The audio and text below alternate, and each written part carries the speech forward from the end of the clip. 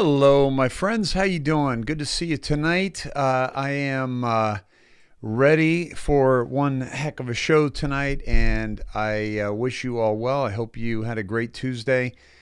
We are in the throes of it, my friends, and I am glad to be in this war with you, fighting alongside you for our freedoms, for our rights, for our sanity, and as the more and more that happens with this pandemic, the more and more we need to connect with each other and to kind of remember and return to saner ways than we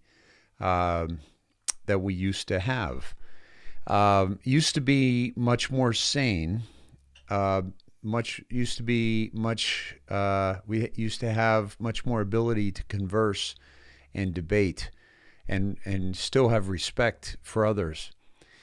And yet there was an underlying unspoken level of communication that we didn't quite always reach with each other. And because we didn't have the freedom, we didn't have the exposure of the topics like we do now. And now we have this exposure of topics, exposure of where do you stand in the course of human history. Right now, we have this right now like we never have before. And it's quite remarkable. And it's quite telling, and it's quite divisive. And yet it's never been more important for us to have, just trying to get this set. It's never been more important for us to embrace the changes that we are all under, and embrace the differences that we are experiencing, because this is important stuff. This is important stuff. This is the fight for our humanity, the fight for our beliefs. But they're not our beliefs. They're the beliefs that we have come to realize because we have done our homework. We have done the research outside of the mainstream media. And those that we are differing in decisions with are, the main difference is the fact that they are still in the indoctrination. Brilliant people, smart people, people that are good at business, people that are good at sports, people that are good at all kinds of things, investing, carpentry, just all kinds of different tasks and trades and levels of expertise, teachers, educators, and yet. It doesn't matter what they're doing. It doesn't matter where they're at in their evolution. If they are still turning on the television, picking up the newspaper, picking up a magazine, turning on their radio, and expecting to be told the truth about the things that are happening around them, then they are still in the indoctrination. And they are still unaware that they are being manipulated and being brainwashed by 5 families that have been proven to not be trustworthy, that control over 94% of U.S. media, and add some other families to that control a similar percentage of the media worldwide. And it's the people like myself and so many others that have picked up a microphone and a camera, and then there's also many, many, many like yourselves that are doing the same work with your keyboard and your telephone and your pen to awaken humanity to what's happening around us. But as we do that, we are up against a label. We are up against a reality that has been, it is a false reality because it is a reality that has been constructed by those who intend to deceive us. And so they created the conspiracy theorist tag in order to discredit free thinkers. And almost nothing we say will change their mind, because they have been hard at work discrediting you and I. So our voices are echoing throughout the world, but only being heard by those who have broken free from the indoctrination or are starting to challenge and question the indoctrination. So a group, military intelligence, saw this. They realized what we were up against and the behemoth of the brainwashing that we were being exposed to day in and day out. And they knew that no matter what we said to those indoctrinated, that it would not land, because their ears are muffled by the constant din of the indoctrination. So they realized that the only way to awaken humanity from the mass brainwashing is to shake them awake through the actions, through the hypocrisy that they experience firsthand. And so if you're wondering why the Biden administration has taken the White House seat, so to speak, and basically just dismantled everything that we hold dear in this country, it's because that we have taken for granted everything that we hold dear in this country. If you're wondering how this pandemic has extended and how it has continued, it is there to awaken humanity around the planet to the reality that the current paradigm that we are existing in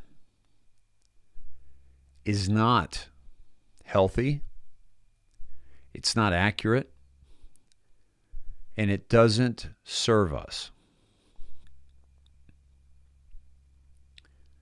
And so we are being shown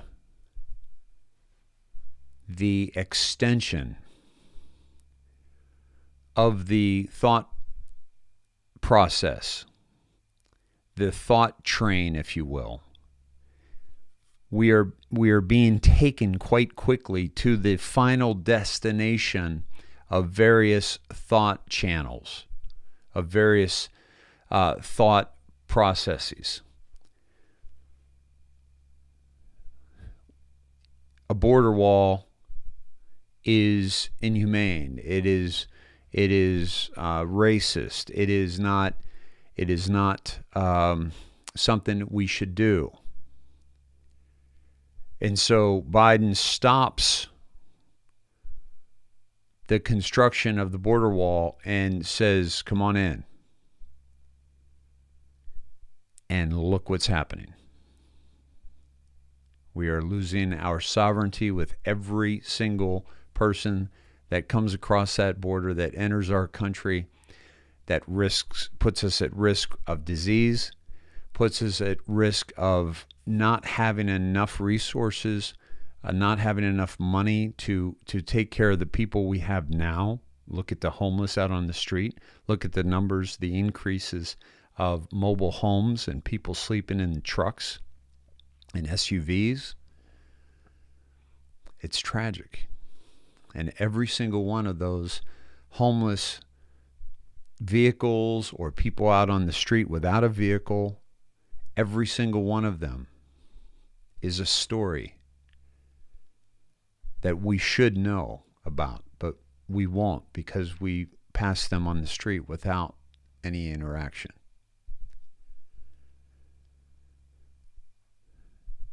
The border wall, they stopped doing construction. Meanwhile, Biden is erecting a $500,000 wall at his property in Delaware on the beach in Rehoboth. $500,000 wall to keep people away from his home, but he won't erect a wall down at our border to keep people away from the homes of the people that live down there. Rules for thee, not for me. That is the motto. Every category that we're seeing unfold is there to teach us, is there to wake us up to the extension, the continuation of these policies, this way of thinking, is to open up our country and open up our republic to communism, to socialism, which leads us to communism. And they're doing an incredible job of showing us this. But it hurts. It hurts family members. It hurts friends. We're losing people.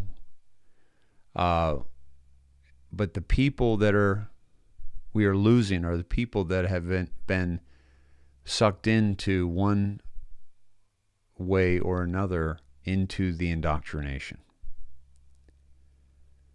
This is the indoctrination which I created in order to bring awareness to the indoctrination that we are beholden to. It's taken a long time for them to get this just right. And boy, did they ever. And just when they were being affected very negatively by the people like you and I, they put us in Facebook jail. They terminate our Facebook accounts. They terminate our Twitter accounts. They shadow ban us, right? Shadow banning, which is basically you're speaking out for something that you care about, but based on the subject matter, they make sure that nobody hears you and me. They slap our hands on YouTube and say, oh, you've been a bad boy, you can't, or girl, you can't post for another week. You know, I still can't get in and see comments from the interview that M did with me, M Seeker of Truth, that did with me. By the way, if you haven't seen that or haven't seen 1 and 2, please watch that. Please watch that. Please watch that. Very, very important conversation. But I can't even see the comments in there because every time I try to get in through one door or one window, It says I'm trying to access a Google product that I can't access because I've been a bad boy. This is the result of the success that you and I have had in communicating to humanity things that are so absolutely valuable and important that we don't have time to talk about brownie recipes. We don't have time to talk about our kid's first day at school or, what our child has done in school. Because the message we're trying to send is trying to send a message that will save our republic and worldwide save our humanity, so that the next time we post a picture of our child's first day of school, it's not with a mask on, or it's not with graphene oxide in their veins and in their very young and innocent developing uterus or testes. It's that these graphene oxide is finding itself into, which is there to sterilize humanity.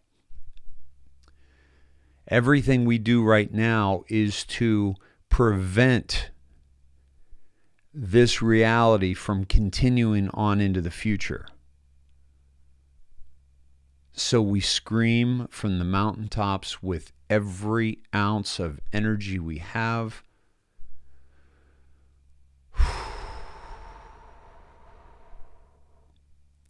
And still, those we know and love cannot hear us because their ears have been tuned to only accept a frequency of lies. Their brains have been tuned to only accept the sound of deceit. And they've been tuned so much that they don't even hear it as deceit. They hear it as truth. They hear it as compassion when it's anything but compassion. This is our current reality, my friends, that we find ourselves in. The frustration abounds, the frustration of trying to reach those we love, that we hold so dear. If only they knew. If only they knew that we love them so much, we are trying to shake them awake. And yet we cannot. So this military operation known as Q came along and realized somehow, whether seeing into the future, whether being into the future, or whether simply knowing what's going to happen somehow, some way, and they knew that the only way to change the course of human history was to show us all and make us all experience true pain, true sorrow at the hands of those we once trusted, at the hands of those that we once loved or admired, and eventually at the hands of ourselves, at the hands of each other, because of how we have supported those who have done these crimes, committed these crimes against humanity. So here we are. Keyboard, microphone, camera. These are our weapons that we choose first. These weapons must work, but also the weapons of reality the reality of what will be if we don't change this course of human history. And hopefully we won't have to pick up other black weapons, because God knows we have them. We have more than we need. And if tyranny continues to bang on the door, eventually that tyranny will break through that door, and we will be left with no other option. So we do our best to use the tools we have to communicate, to educate, to make people aware of the reality that we are in and how false that reality has been for all of us, until we finally woke up to the realization, awakened to the realization that what we've been told has all been a lie.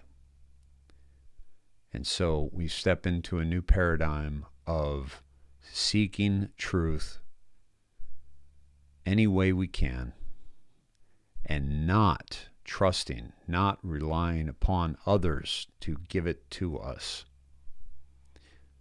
Every single show we do has an entire sheet of 15 to 30 pages of, you want to check this, you want to fact check this, you want to look into this, there it is, there it is, there it is, there it is.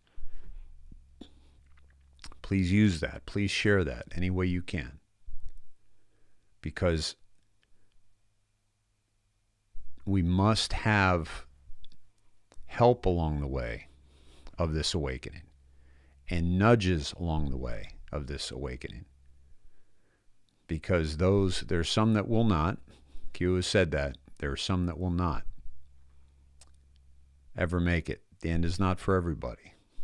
But we must help all those we can through true human compassion and through true human love, and welcome them as we watch this, experience this hell on earth unfold, so that we may never, ever, ever come this way again. Welcome, everybody. Happy Tuesday. I'm David Snedeker. This is the IndoctriNATION. I hope you are well. I hope that you are safe, and my prayers are with you. Folks, I never thought I would have a show. I always thought I'd have a show. I always thought I'd have a presence. I always thought I'd have an audience. I never thought it would end with prayer every day. But when I entered into this battle, this war, I realized that we were in a spiritual war. And there was no other way to move forward in a spiritual war without prayer and without asking God for protection against this satanic and evil cabal that literally means to end humanity as we know it and turn it into a controlled sheep humanity. My friends, I am not on Rumble right now. My apologies for that, but still having trouble uploading. But we are on D Live, where we have 294 beautiful humans in D Live. Welcome, D Live. We are on Facebook with 534 beautiful humans on Facebook. We are on Twitter. I don't have a head count for Twitter. YouTube, we have 243 beautiful, beautiful people on YouTube. And of course, we have our Twitchers at 366. So welcome, one and all. Much love to you, and thank you for joining us tonight. We are going to get into it. I do not think we're going to have Todd and Cindy on later. because Todd was feeling very, very poorly. So I hope that he feels better and wants to come on. But I tell you, folks, we are there's something that we are up against. I don't quite know what, but we are under attack. Certainly with the censorship, but certainly also it feels like health-wise, we're facing serious issues. He had major headaches tonight, and I just get so tired in the afternoons these days, and it's a lot. So I appreciate you all and the energy that you bring to me daily, and I really feel blessed by that, and I know we all do. And this is community, and I'm very appreciative for our community. So my friends, we are a total about 1,500 beautiful humans. I want to open by sharing this video here that's not on the show notes, but I'm going to ask Christy to put it on the show notes. And I just want to give you a little taste of it.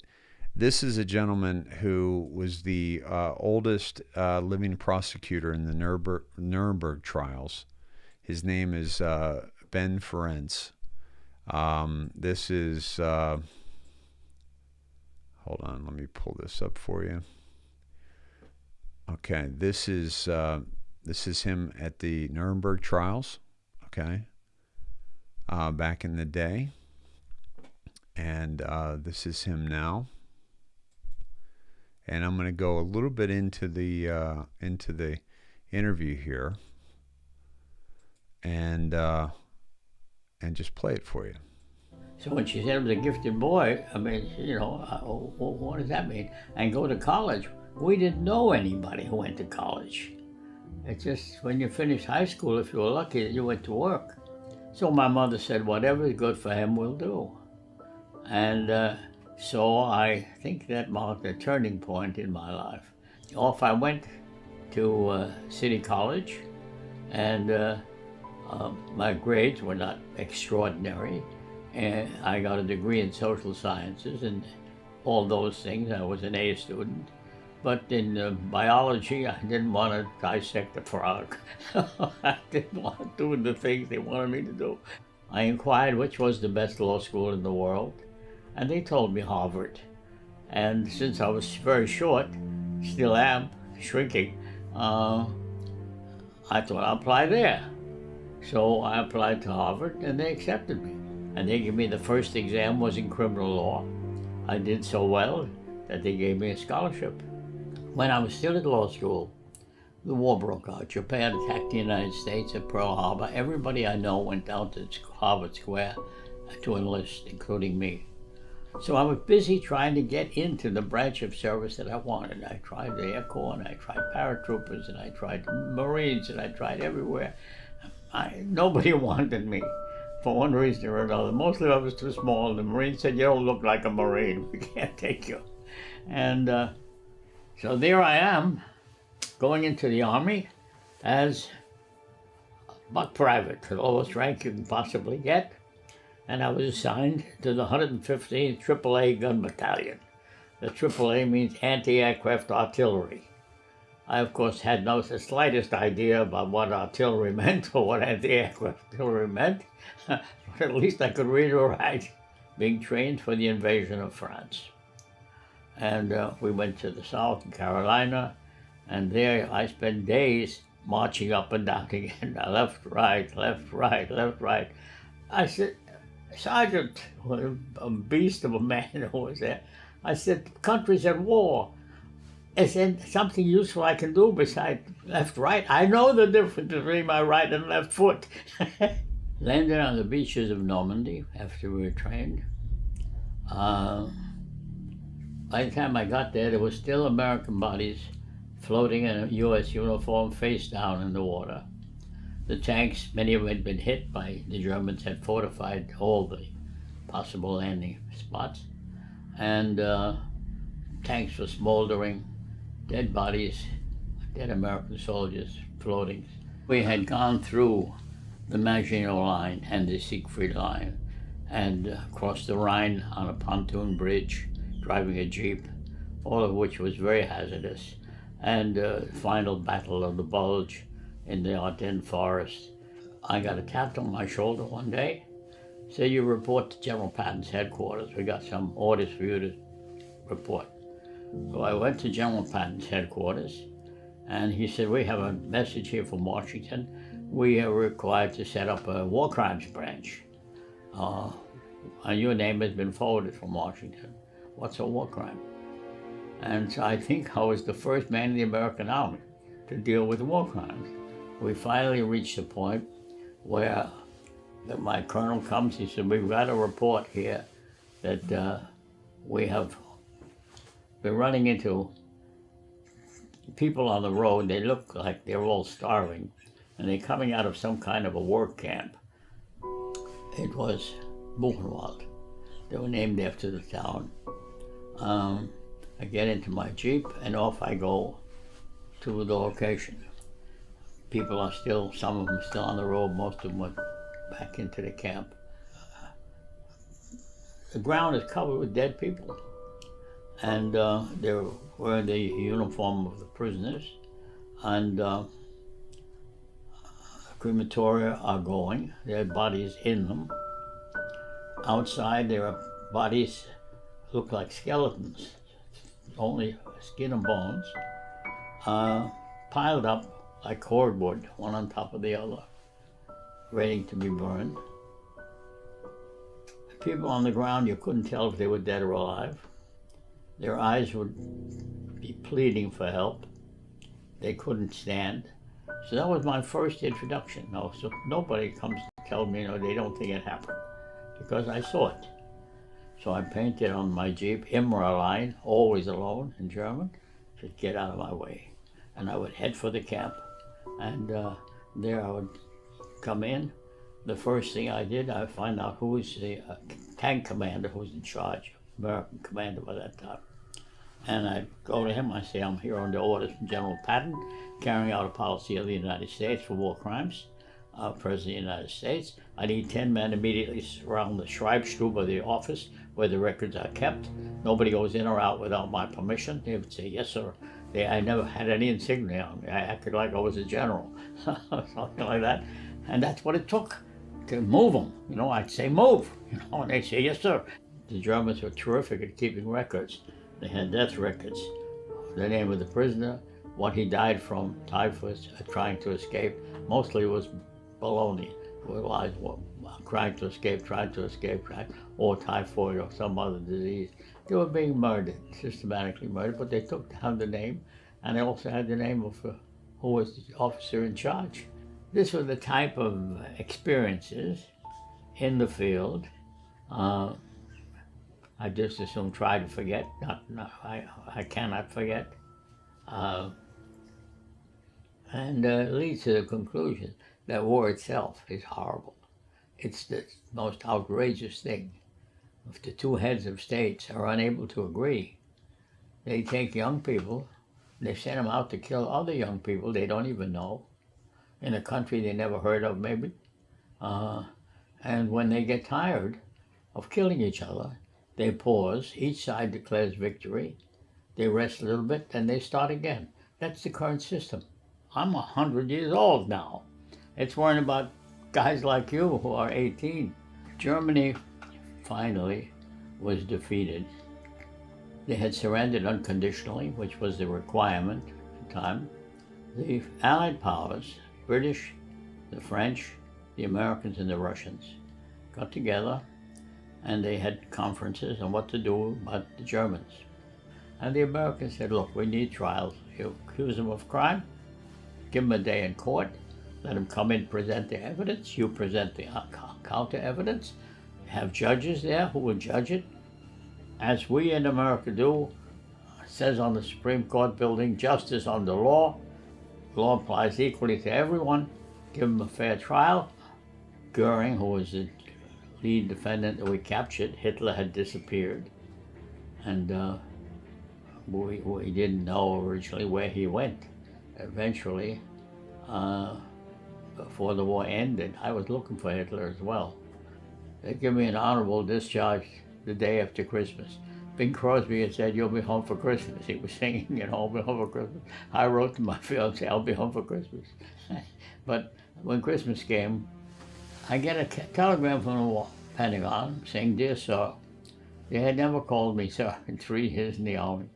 And so I go to Washington, they called me "Dear sir," and I was interviewed there by a Colonel, Mickey Marcus. I've given the name because his name was well known. He was a New York boy who said, "Benny, you have to go back." I said, "Go back to Germany?" I said, "In order to get me to go back to Germany, you have to declare war on Germany again and be losing." I said, "I'm not going back in the Army." Oh, he said, "We need you, we need you. We have more trials are coming on. Now you tell me you need me when the war is over?" I said, "Yes, we do. So we'll make you a full colonel." I called up my girlfriend and I said, "How would you like to go to Europe for a brief honeymoon?" She said, "I'd love it." I said, "You got it." I went back, I said, "I'll take the job." Most of the records are in Berlin. I'll set up in Berlin. I got a staff of about 50 people, all former German refugees. One of my researchers in Berlin comes and he hands me a pile of papers. And I look at it and it's in German, Ereignismeldungen aus der UdSSR, which in English means situation reports from the Eastern Front. And these were daily reports, top secret, written from the Eastern Front.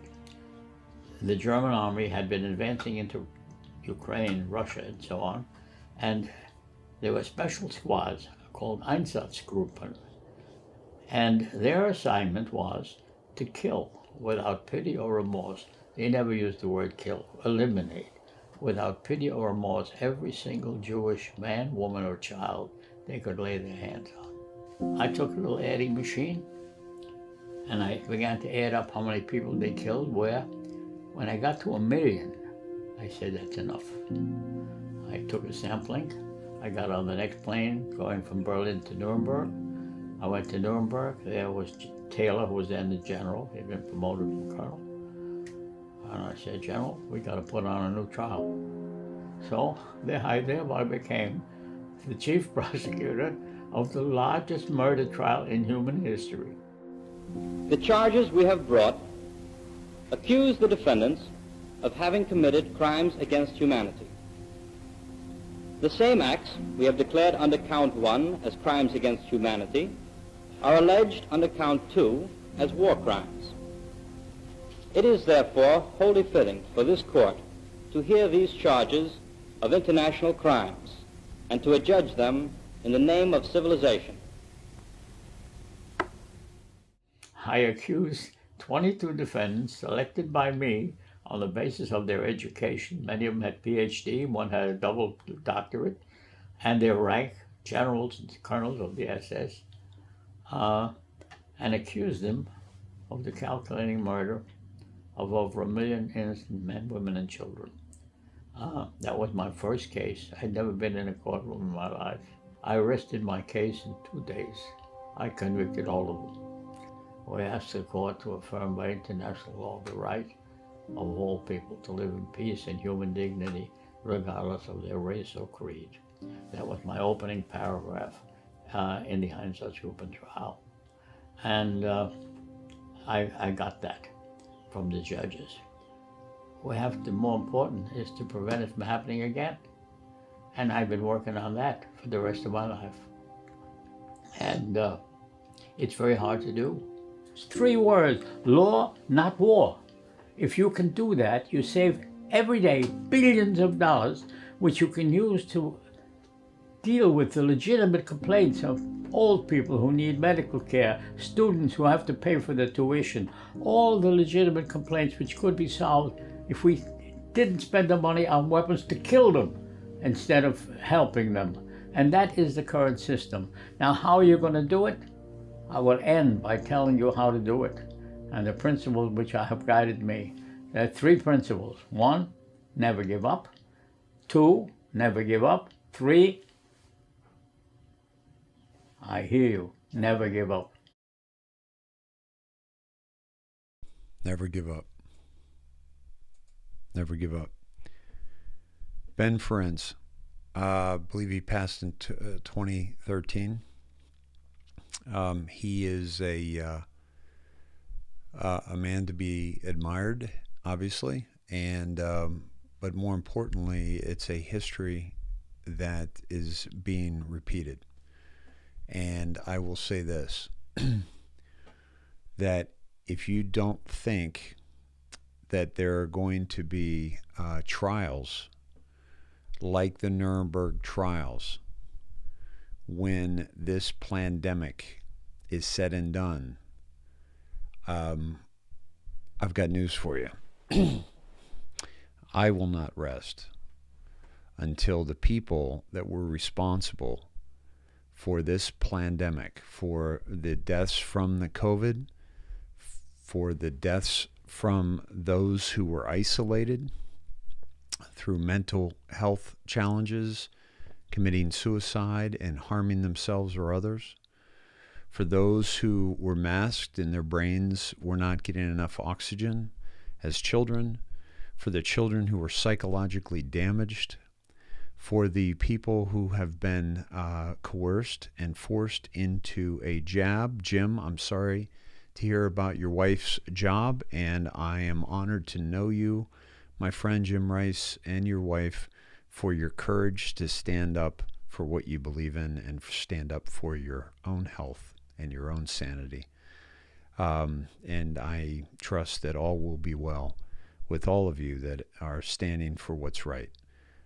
Because this kind of crime, this will not go without true justice being served. And we need good people like this man, Ben Ferencz, who did what he was asked to do and stood up to this evil and called it what it was. Excuse me. And that is evil. That is evil. Never give up. Look at what he faced. Okay? You and I, we're just picking up these weapons. He had to pick up a real weapon. He had to go and to Normandy. He had to see the bodies of Americans, the bodies of Germans, the bodies of the German Jews. He had to see and witness all of that. And yet he stood up in front of judges and juries and prosecuted these people for their crimes against humanity. And I promise you, my friends, we will see a similar trial. We will see similar trials when this is over in the same way. Folks, Christy just dropped that, or Barbara just dropped that in the show notes, that video. Let's go to those show notes for you. Today, Trending Tuesday. Tonight on the Indoctrination, where the news unlocks the maps, unlocks the map. There's one map. Explosions in Wisconsin, divorce in the White House, Durham, the baker. They are coming for the children still. Drops, deltas, decodes, and much more. Show contributors Brenda Kung, Marianne Simone, Trump at 17, Greta Dice, Melissa Grzybowski, Cameron Bowen, Christy Kilburn, Nancy Sutherland, and Jim Rice. And there's your opening video with Ben Ferencz. Thank you, Christy. By the way, folks, I did miss President Trump's statements yesterday. My apologies on that. They weren't in the show notes when I started, and I was surprised, but I kind of glazed over it when there was no comment from him. He is a man of many words, and we want to give him his words as best we can. Excuse me. A great new book by Victor Davis Hanson, A Dying Citizen. Nobody better explaining the disaster of what is happening in the USA. A must read. Also, in case you missed it, confirmed Arizona audit report validates fraud.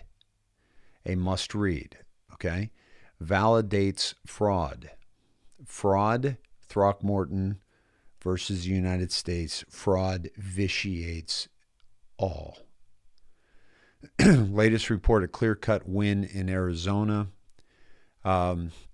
Maricopa County analysis, and we've been through all this. Okay, we've been through all this, but if you want to see it, if you want to, folks, here's what you do. I mean, if you have friends that want to see the evidence of voter fraud, okay, all you have to do is send them this document, send them this link, and pull this up. And you don't even have to have it by Trump. You can just, copy MacIver Institute. MacIver Institute. Just copy and paste this. If you want to tell them that you heard it from me, great. If you don't, that's fine too. Just get them a link. Don't let it be linked to Trump at all. Okay? Just copy and paste this. Drop it in an email. Drop it on Facebook. Explosive revelations to Wisconsin's election audit report. I'm sorry. I wanted to show you the first one. Excuse me. This is Wisconsin, but I wanted to show you the Arizona audit. And that one is right here. Right here. That is wendyrogers.org. Okay, you can find that. This is a Cyber Ninjas report, which we showed you last week. Okay. Okay. Also, from President Trump, the Wisconsin. Let's go there. Let me see. We'll come back to that. The migrant caravan of 2,000 in Mexico continues march to the U.S. He's just linking us to the article. But I recommend that. This is another caravan that's obviously financed by Soros and financed by those that want to destroy this country. By the way, remember Soros, folks. He actually took some of the belongings of the people that Ben Friends found dead, saw dead there. The people that took their possessions before they went to the concentration camps, that was George Soros as a young boy. And he has no regrets about that. No regrets, okay? Joe from Scranton, more like bogus Biden. Here's an article by Amber Athey.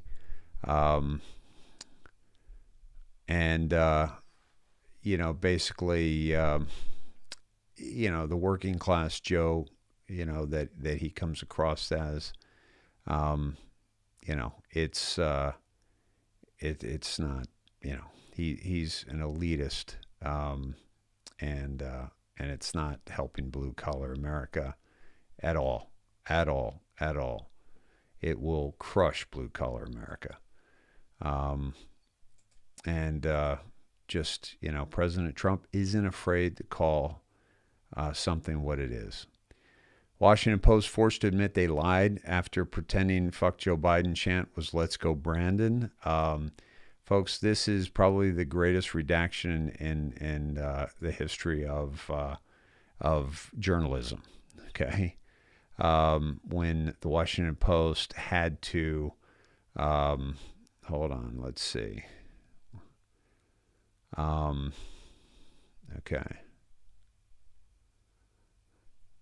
Okay. Let me see. Okay, yeah, Donald Trump Jr. called it the greatest correction in the history of journalism. Washington Post, correction. A previous version of this article incorrectly said a crowd broke into a "Let's Go Brandon" chant during a Donald Trump Jr. speech in Georgia. The crowd broke into a "Fuck Joe Biden" chant at that speech in September. The error, which was inserted by the editor, has been corrected. Just pointing at the absurdity of the mainstream media and how they're trying to protect Joe Biden, but they cannot. They cannot. This is, let's see what he says here. 120-2 in congressional Republican elections in 2020 and 11-0 in Republican elections this cycle endorsed by President Trump. The fake news hates to talk about the power of the most meaningful ever endorsement, but the people know and fully understand. 120-2 and 11-0. Okay? This 11-0 in a game of ping pong, my friends, is called a skunk. That means you don't play to 21. You've already won the game. Okay? And by the way, I'd like to brag for a moment about my academic prowess. When I was at the University of Iowa, even though I was practicing basketball, 50 hours a week, we were required to take physical education courses. And so I took ping pong because I love ping pong. And so the teacher of ping pong, I remember, was a really good dude. And he said, basically, he was a really good ping pong player. And he said, basically, guys, if you beat me in a game of ping pong, you don't have to take this course. You can test out of this course, and I will give you an A. And I beat him. And so I didn't have to take the class. I got an A, and no, I was the only one that beat him. But I grew up with a ping pong table in my house. So, but I didn't skunk him. I did beat him, but I didn't skunk him. But 11-0 is a skunk. So folks, that's, I'm sorry I'm bragging about my academic prowess. But I must, I must. So let's look at the Arizona audit report. Okay, so this is the Arizona the Wisconsin audit report. So if your friends are still believing this, send them the Arizona audit report from wendyrogers.org, and then send them this one. And again, it doesn't have to be through Donald Trump. Send it to, just take a cut of this. You know how to do it. And so what was going on?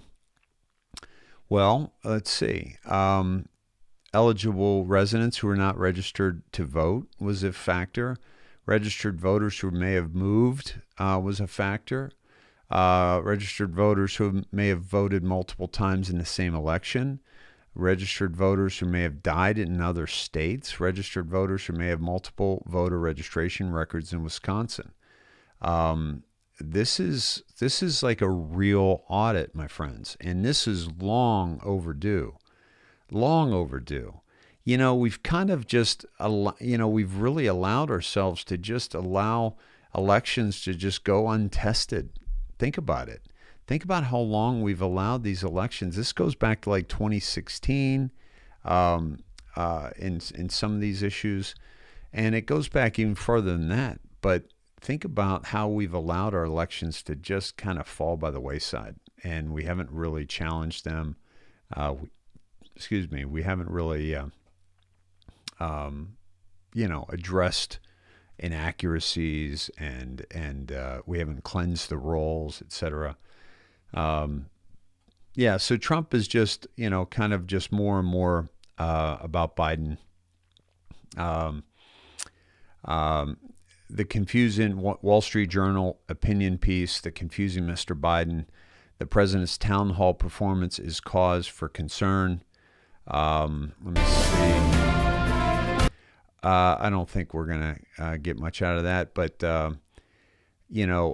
they shield the president from the press as much as possible, and Thursday's town hall on CNN shows why. Even with a friendly audience and a softball questions, Mr. Biden's performance revealed why so many Americans are losing confidence in his presidency. So he doesn't know what he's talking about. How about this, when he was stiff like that, stiff as a board, right? And all those memes that show him like holding the reins of a donkey or a pony, and and holding, what do you call them? Caracas, whatever, and that's real cause for concern, obviously, my friends. And so, but it's also, it's communication to us, right? It's communication to us to show us this, this can't be real. This can't be real. And every day that we go on, it's more and more crazy town if you're still, voting for him and supporting him. And so that's a good place to be. Okay. GOP pollster predicts Trump would beat Biden or Harris in a landslide right now. Well, yeah, sure, share that. But he already beat him in a landslide. He was beating him in a landslide, which is why they had to stop the vote. So I don't really like articles like this. This is a New York Post, and it's a pollster and the whole bit. But I don't want to talk about the next election. I know you don't either, because, he already won in a landslide, my friends. No question about it. Okay. So those were multiple statements, 24th, 25th, 26th. I didn't get to all of them, but folks, you get the link right there at any time you want to check it out. Okay. Let me see here. Let me get to this. These, just a few things more from the Wisconsin audit. Of the 45,000, there were 45,665 non-matches, or basically new voters registered with driver's license information that didn't match the DMV records. Okay. So literally 4.8% of the population were registered with driver's license information that the state DMV did not have. Each one of those mismatches is an indication of voter fraud. But they're not going to do anything about it. Okay. So this is very, very serious. And this is the Wisconsin Election Commission that is kind of ignoring this kind of information. So it's up to the people to make sure that they don't ignore that. Okay. Of the 1.96 million absentee ballots cast in the November 2020, the 30 municipalities selected for reviews had 470,000 votes cast by absentee ballot. Okay. Only one municipality, the city of Madison, refused to cooperate and allow the Audit Bureau to physically review the absentee applications. So these 29 municipalities had 23.93% of all the 1.96 million absentee ballots, and they physically reviewed 14,710, or 3.3%. Problems discovered by the Bureau with those absentee ballots included only a partial witness address, no witness signature, or no voter signature. Only out of the 14,000, only 1,000 had only a partial witness address, or 6.9%, not the full witness address, which is clearly required by law.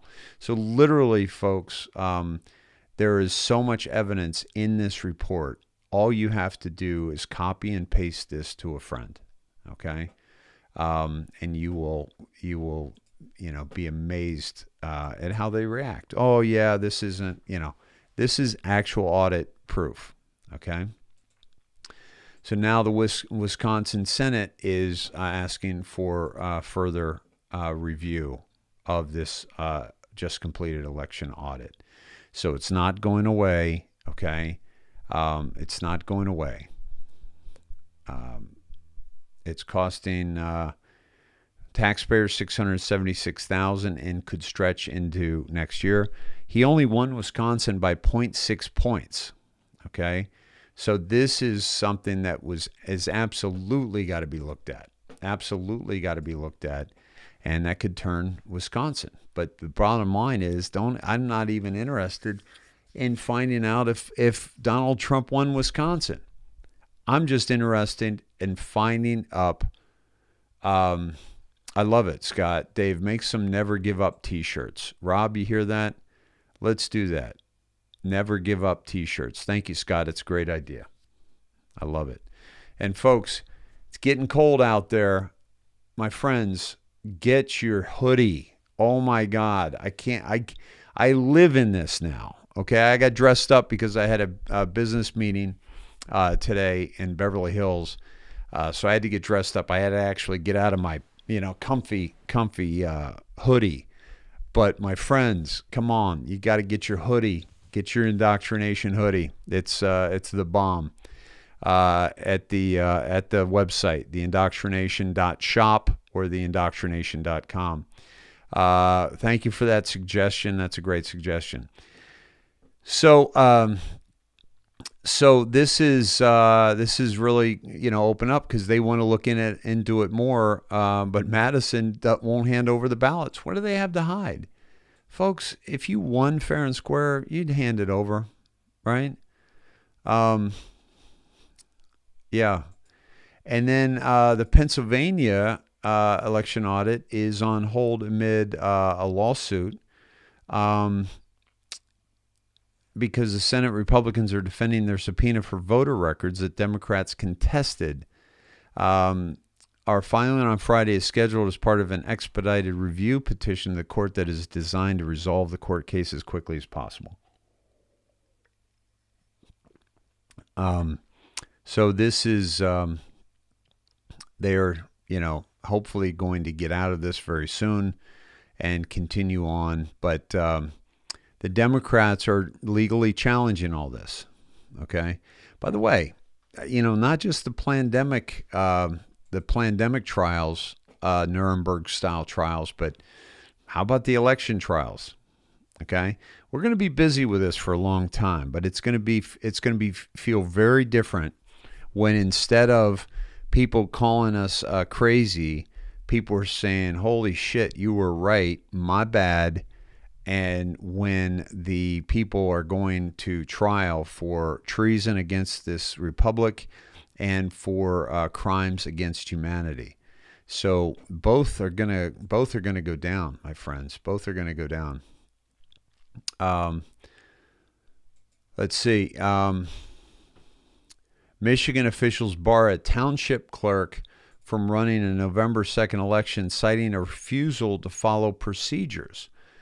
They barred Small Hillsdale County Township clerk from running the November 2nd election after she resisted legally required integrity checks on the vote tabulator machines and explored options to hand count ballots. A series of letters sent from Michigan Director of Elections Jonathan Brader to Adams Township Clerk Stephanie Scott culminated in the Michigan Bureau of Elections relieving Scott of her duties for next week's election just a little more than a week before polls are set to open. Scott refused to permit technicians to perform preventative maintenance on voting equipment. Why? Why would you do that unless you had something to hide, unless you were in on it? Okay?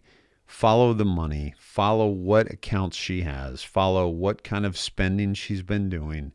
Get to the bottom of this. Okay? She was also unwilling to certify public accuracy testing on the machines.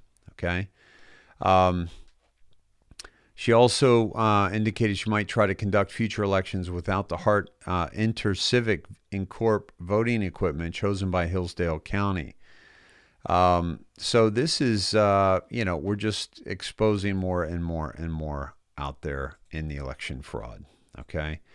Now this is a bombshell right here, what you're about to see.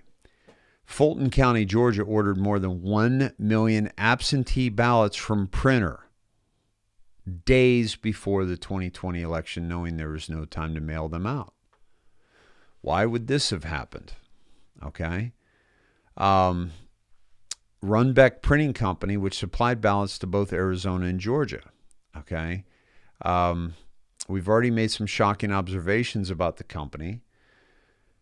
We know that they shipped thousands of ballots to the same guy in Georgia who was behind the calls of a water main break in Atlanta and who was behind the removal of the whistleblower from working in Georgia elections.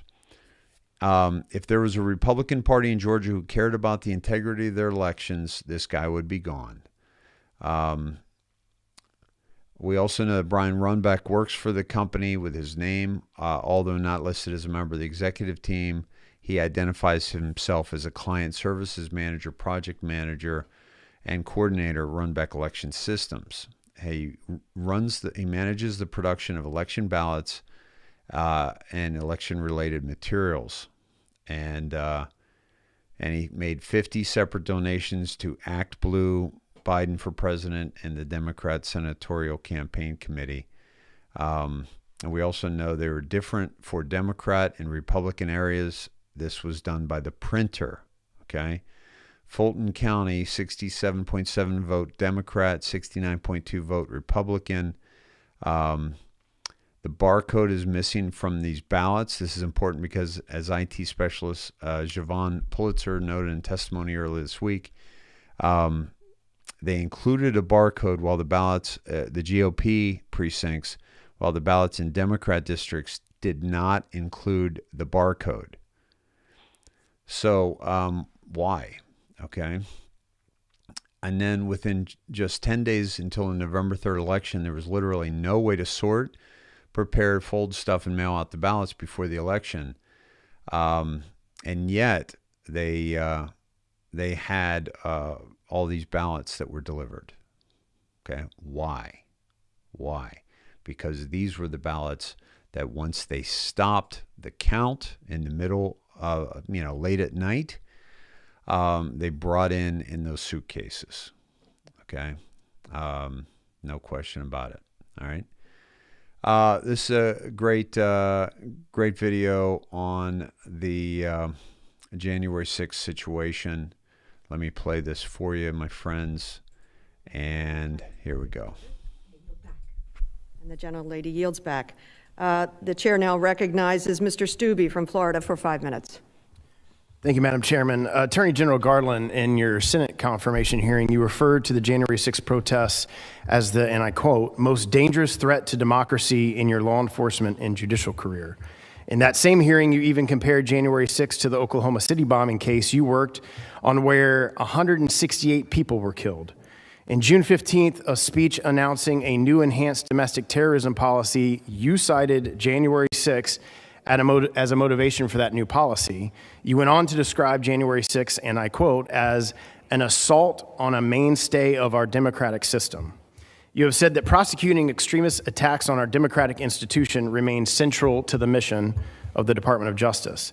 So suffice it to say, it's clear that you feel very strongly about using the full force of your position to prosecute those involved in the January 6th protests. What is not clear, however, is if you will use the same force against violent left-wing domestic terrorists. Just last week, on October 14th, a group of extremist environmental and indigenous protesters forced their way into the Department of Interior. They fought with and injured security and police officers, sending some of those officers to the hospital. The extremists violently pushed their way into a restricted government building in an attempt to thwart the work of the Department of Interior. Police arrested at least 55 protesters on site, but others got away. Mr. Garland, do you believe that these environmental extremists who forced their way into the Department of Interior are also domestic terrorists? I'm not going to be able to reference that specific incident since this is the first I know about it, but I will say that the department does not care. So this is the first that you know about an incident where protesters forced themselves into a federal government building right here in D.C. Like you didn't hear about this at all? This particular example, it doesn't mean the Justice Department doesn't know about it, but I personally haven't heard about it before, what you're saying right now. But I want to be clear, we don't care whether the violence comes from the left or from the right or from the middle or from up or from down. We will prosecute violations of the law according to the statutes and facts that we have. This is a nonpartisan determination of how to do that. All right, I'll make it a little clearer for you. And most of us are lawyers here, so we use evidence in court. So you got two pictures here. One picture is from January 6th of individuals forcing themselves into the Capitol. This other picture is extremists forcing themselves into the Interior Department.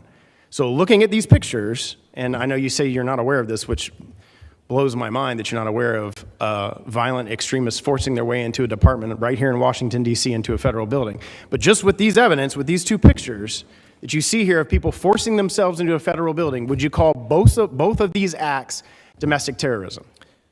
Look, I'm not going to comment about particular matters. This is a matter that... I'm not asking you to well, comment on a particular... I'm asking you to comment on these two photos. You have two pictures of individuals forcing themselves into a government building right here in Washington, D.C.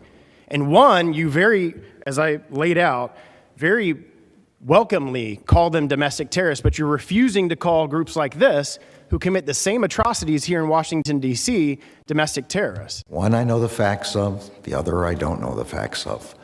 Well, I'm showing you pictures. Here's facts right here. If you want, we'll act like we're in a courtroom. Exhibit A, Exhibit B, January 6th, Department of Interior. Well, as you know, based on these pictures of people forcing themselves into the... One picture is not going to be, I'm not going to be able to resolve a legal determination based on one picture.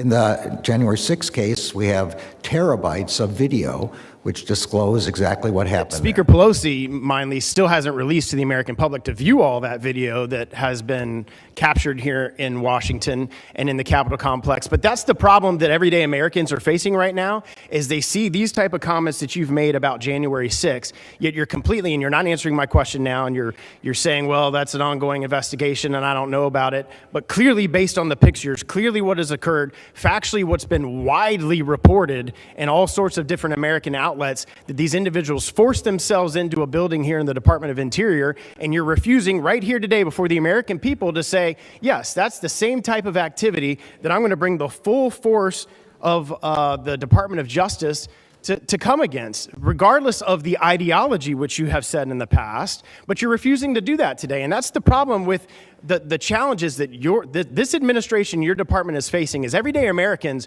who are seeing this on TV. And now you have the opportunity to set the record straight and say both of those actions, regardless of ideology, are against federal law and will be prosecuted with the full faith and credit of the Department of Justice. And you're refusing to do that. And that's the challenge that everyday Americans are having right now, is because they're seeing what you guys are doing to the people on January 6th, to the point where even a judge is saying that the speaker before me had 30 extra seconds. I asked the same deference that you gave to the previous speaker.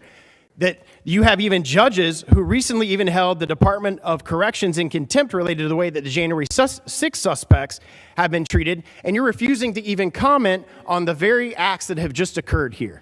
And that's what is horribly wrong, and it is happening in our country, that the American people are seeing your refusal to answer those questions. Mr. Attorney General, members, votes have been called on the House floor, so the committee will stand in recess. And there you have it. You know, he doesn't care if it comes from the left or the right, up or down, and yet he doesn't even know about the Department of the Interior. And here's the video of that.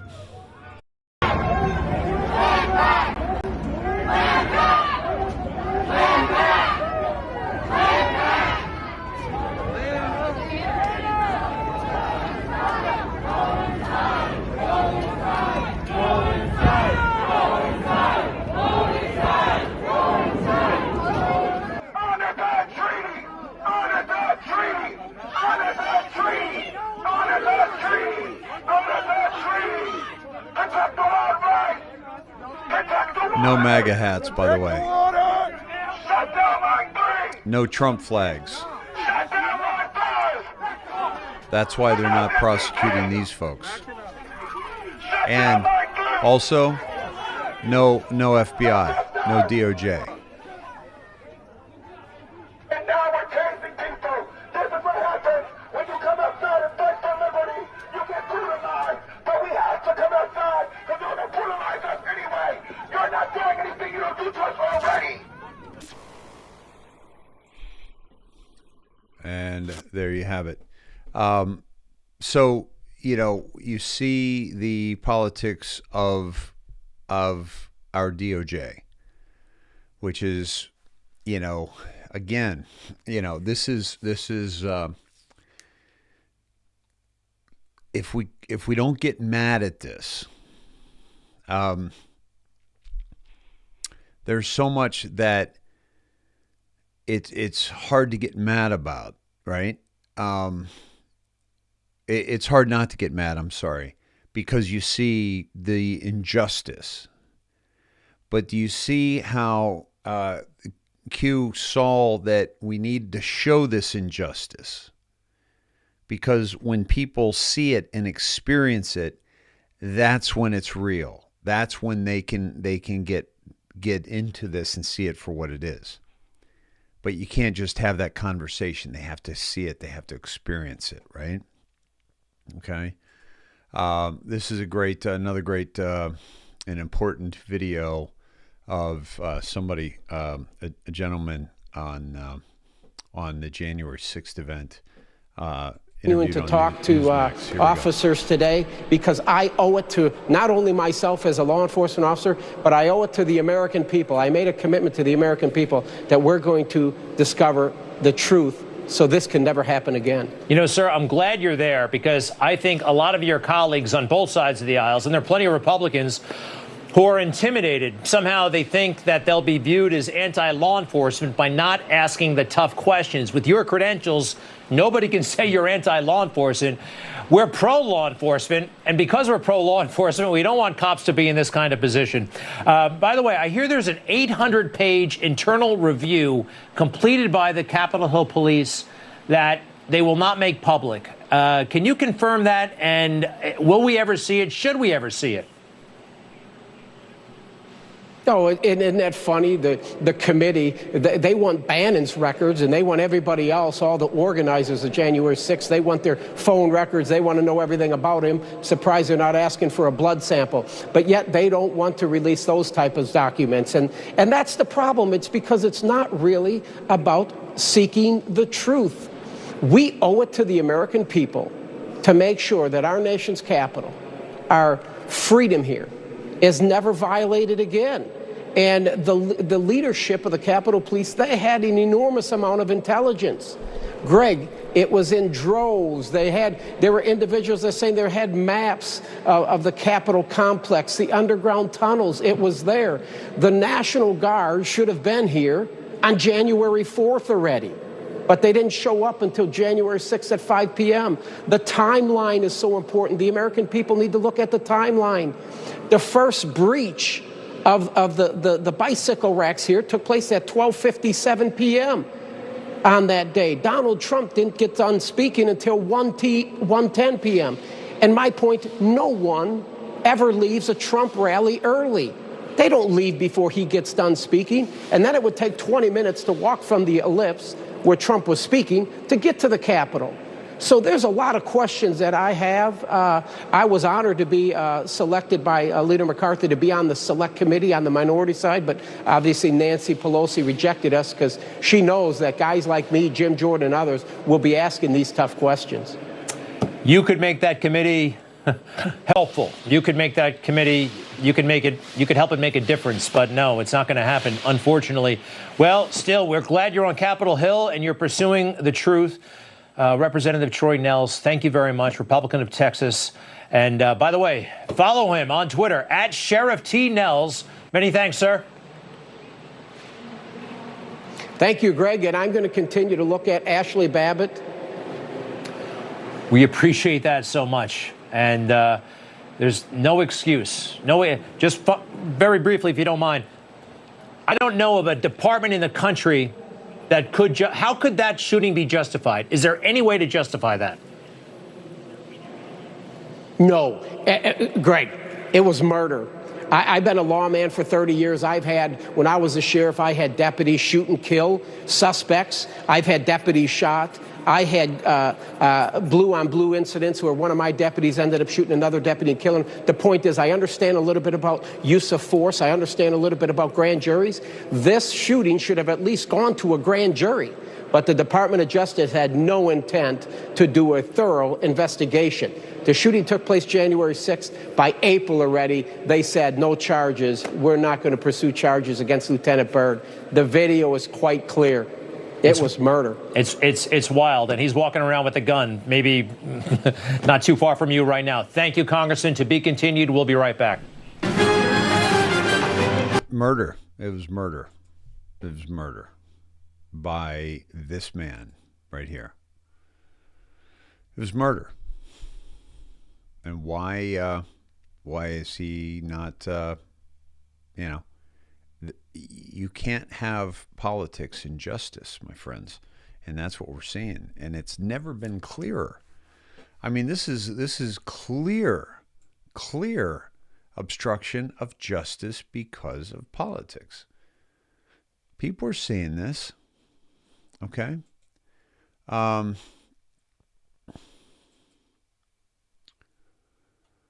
The regime is real. Corrupt Judge Amy Berman Jackson releases January 6 protester from a pretrial custody after repudiates Donald Trump. After he disavowed Trump in a letter and his lawyer suggested a political conversation. I've never seen anything like this ever. That's Mike Cernovich. This is the tweet. Judge Jackson says she's compelled by the toxic environment and the incredible pressure Thomas Sibbick had to resist to be someone in the D.C. jail unit where the Capitol riot defendants are being held. Judge Jackson, I'm giving you the benefit of the doubt, which I think you've earned. Please understand, Mr. Sibbick, that you will only get one chance. Judge Jackson released Sibbick to the custody of his parents. He will be under 24-hour home incarceration, must stay away from D.C. and any political rallies, and must continue his psychiatric treatment. My friends, they're forcing these people into psychiatric treatment. No firearms. They're taking away his Second Amendment right. They've already taken away his first. Can't watch any political TV program and no social media. They're telling him what he can and cannot do. Okay. He wrote a letter to Judge Jackson saying he now loathes Donald Trump and that Trump should be ostracized from society. You've got to be kidding me. Your Honor, my name is Thomas Sibbick, and in an attempt to provide an understanding of who I am, I felt, hold on, let me open it up for you. Okay. Compelled to write because my conduct on January 6th was unequivocally on an observation of the high moral standards I hold myself to. An aberration. What happened at the United States Capitol that day does not provide an adequate representation of my character, et cetera, et cetera. I disagree with what occurred on that fateful day, especially the trauma suffered by Officer Michael Fanone. It is without question unconscionable. It was a disgrace to our nation, January 6th, that left a scar Trump is ultimately responsible for, but we are strong and will heal from it. While many praise Trump, I loathe him. His words and actions are nefarious, causing pain and harm to the world. He is not a leader and should be ostracized from any political future. What he honestly needs to do is go away! ! Throughout my incarceration, I have had ample time for self-reflection. So basically, he disavows Trump, okay? And then ends with, we must all work together to build back a better nation. Build back better? That's absolutely Biden's words. And so he's being absolutely, being let out because of that letter, because of what he said and who he disavowed. Thank you, my dear. Thank you so much, honey. I love you too. All right, my friends, I got a little meal served to me, as I often do, because I don't have time to get dinner before the show. So at any rate, what about that? I mean, this is what I was just saying was how how the justice has become so politically, all right? We keep an eye on Ghislaine Maxwell, shifting gears here, because Ghislaine fears blue-collar jurors will crucify her for being rich. She goes on trial November 29th in New York City, And she's spent quite a bit of time requesting certain things from her lawyers, and and she lives in terror that she will be, accused by or not sentenced by, but indicted by working class people, right? Because she is with billionaires. She's with, Prince Andrew. So this is interesting. So what's going to happen there? Is she going to make sure she gets some socialites on the jury because of her concerns, or are they doing that so that if she is, guilty, that they can later say, we knew this was going to be a problem because they had preconceived notions, unconscious bias towards the rich, right? By the way, folks, I don't think we checked our coats. I know many of you automatically do, but if you're new here, welcome. We have 1,823 beautiful humans in the home, in the Sned shed here. And just make sure we imagine we're coming in out of the cold and we got a big heavy coat on, and that contains our preconceived notions, unconscious bias, and ego and indoctrination. And we're coming into a beautiful Sned Shed theater. We take that off, we check it at the coat check, grab your claim ticket, and you're already in here, but make sure you check that, and let's download some information. Harris and Biden, we've seen many examples of them not being in the White House. She wasn't in the, I don't know where is she staying now? Is she in the executive mansion now? I remember she was not there for quite some time. But White House divorce, Biden-Harris staged only 2 events together in the last 55 days. That's kind of unheard of. And they also talked about how little Joe Biden has been in his office. So this is just, imagine, if you will, that this has all been a show, which we believe it has been. Okay, we have a child trafficker who is saying what she wants and what she doesn't want regarding, her trial.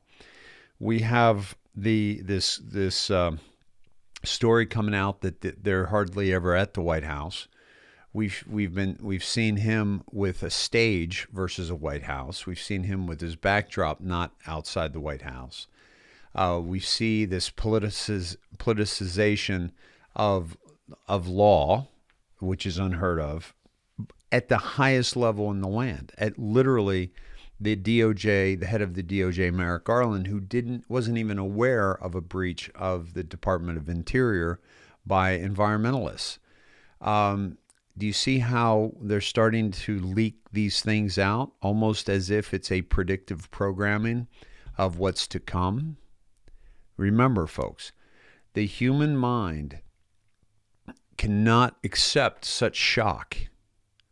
And so what the cabal has done is predictive program through, cartoons, through television shows, et cetera, et cetera.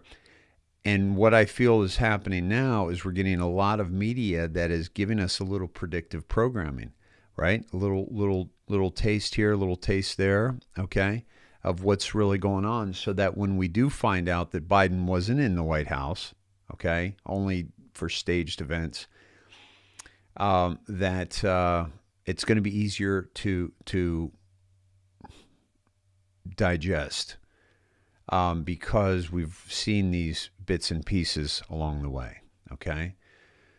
Now, this is very interesting in the sense that, by the way, Durham, let me see if I can find that here. Okay. John Durham has interviewed the Clinton Foundation whistleblowers who have testified before Congress and blew the whistle on multiple decades of malfeasance, corruption, tax evasion, and more. They have all the evidence in detailed chronological order. Clinton Foundation whistleblowers Doyle Moynihan versus IRS U.S. Tax Court.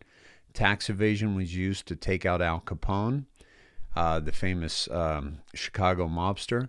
What will happen to the Clintons? Remember, they couldn't get Capone on murder. They couldn't get Capone on trafficking of weapons, trafficking of drugs. They got him on tax evasion. Okay, this gentleman Murray Rothbard, 1776, is saying there's zero doubt the Durham and Company are going for the whole ball of wax. Ain't it grand? Yes, it is. Yes, it is. I saw that, by the way, from Snedehead Veronica Steer. Thank you, Veronica, for that. Durham to call former FBI General Counsel James Baker to testify in a case of former Clinton campaign attorney. So you see, he's bringing in people that lied or were part of this whole thing. The indictment against Sussman says he lied to Baker when he presented data linking the Trump organization to a secret server that communicated with Alpha Bank. The indictment indicates Durham may be expanding his investigation to bring separate charges against Sussman or additional defendants. U.S. District Judge Christopher Cooper asked both the government and Sussman's defense to continue moving forward in their discovery process, which could take months due to the thousands of pages of classified material involved. Okay. So this is getting very interesting. Durham, by the way, we've been waiting for Durham for quite some time. He finally came out with his indictment, and the indictment was against not some lackey like Kevin Kleinsmith, right? But Michael Sussman, who was the head attorney for the Clinton campaign and the DNC. This is getting serious. Finally, okay? You want to trigger some liberals? Be GOP Representative Jeff Duncan of South Carolina and wear this on the floor of the House. Let's go, Brandon. Okay, absolutely epic, absolutely fantastic. Okay. Also, let me get rid of that. Marjorie Taylor Greene hit with FEC and House ethics complaints. Okay. They're trying to take her out because she's trying to take out the deep state. Now, we'll see what she's all about. But so far, I like her. And the End Citizens United filed 2 complaints against her. The complaints are over an ad she stars in that slaps Senate Republicans for supporting the $1.2 trillion bipartisan infrastructure bill. And they filed a complaint with the Federal Election Commission accusing her of violating campaign finance laws. The group argues Greene should have reported an in-kind contribution to her campaign when the ad ran on behalf of her leadership PAC. End Citizens United also filed a complaint with the Office of Congressional Ethics, saying she was doing business, official business with the ad, and 19 cowardly Republicans for voting for the bill, and urges supporters to call Congress and House representatives to vote against it. This is what you do, okay? The progressive group, End Citizens United, filed 2 complaints. So the progressive group, doesn't that sound wonderful? Well, guess what, my friends, okay? End Citizens United qualifies as a PAC, Political Action Committee, okay? End Citizens United is a political action committee in the United States, okay? A 527 organization that pools campaign contributions from members and donates those funds to campaigns for or against candidates, ballot initiatives, or legislation. The legal term PAC has been created.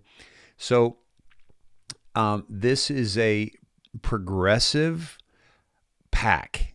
This supports, okay, Hillary Clinton, Feingold, Beto O'Rourke, Elizabeth Warren, and John Ossoff, right? And And so this is actually a pack of people who oppose Marjorie Taylor Greene, okay? But they call them the progressive group, okay? But she's hit with ethics complaints by the opposition. This is the best defense is a great offense, my friends, and this is these PACs trying to take her out, okay? It's not a watchdog group. Okay. All right, my friends. We knew this was going to happen. We tried. Thank you all who all called and wrote and sent letters to the FDA, the people that we shared with you. Please let me know that, and thank you for doing so. We had a feeling that this would not be changed, that I told you they would continue to vote. The FDA committee has approved the Pfizer vaccine emergency use authorization for kids aged 5 to 11. Are you pissed yet? And making this decision, the FDA conceded it does not know the long-term risks to these kids. Listen to this. This is absolutely maddening that we're even having this conversation. But we're never going to learn about how safe the vaccine is unless we start giving it. That's just the way it goes. But we're never going to learn about how safe the vaccine is unless we start giving it. We're never going to learn about how safe this vaccine is until we start giving it. That is a gentleman who is voting for the FDA. Folks, will you find out who that is? That is absolutely ridiculous, because we need to know his name. We need to know where he lives. We need to know what he does. And this is just, absolutely tragic. Now, here's the thing. What's important to understand. This is emergency use authorization. This is not FDA approved, and we must know the difference of that, okay? Let's see what we got here. Dr. Rubin on the FDA panel. Dr. Rubin. But we're never going to learn about how safe the vaccine is unless we start giving it. That's just the way it goes. That's just the way it goes. That's a doctor? Seriously, think about that. That's a doctor saying that. Okay?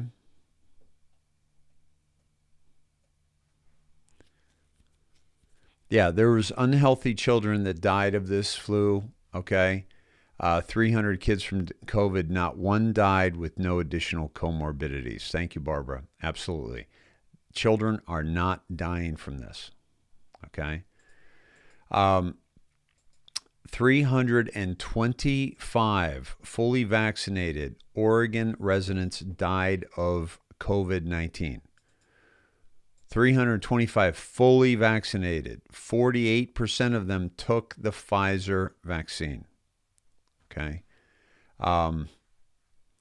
And those deaths are still rising. Okay. Those deaths are still rising. And it's unconscionable what's happening here, my friends. But at the same time, it's survival of the fittest.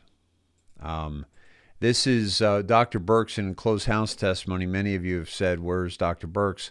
She just did a closed house testimony and said that had Trump masked earlier and implemented mask mandates, which Fauci was saying that masks don't work, and that if we had increased testing, we probably could have decreased fatalities in the 30% to 40% less range. They're still trying to blame Trump for this. It's unheard of. It's unimaginable, especially considering that he was the first to stop the traveling from Wuhan, and the mask mandates obviously don't work. Breaking 911. This is your New Zealand premiere, my friends. This is going to be like, well, it's almost like you probably don't. she's just unbelievable. Don't see it like this. There's two different classes of people. If you're vaccinated or if you're unvaccinated, you have all these rights. If you are vaccinated, that is what it is. So, yep. So you basically see this is going to be like, well, it's almost like, you probably don't see it like this. There's two different classes of people. If you're vaccinated or if you're unvaccinated, you have all these rights. If you are vaccinated, that is what it is. So, yep. She is a political pawn. She is deep state, and she is justifying separating her people in New Zealand into two tiers of society. And she's okay with that. The question is, are you okay with that? By the way, New Zealand, seriously, how hard is New Zealand been hit with COVID? Any Kiwis in the audience or Aussies that could answer, or Snedeheads anywhere?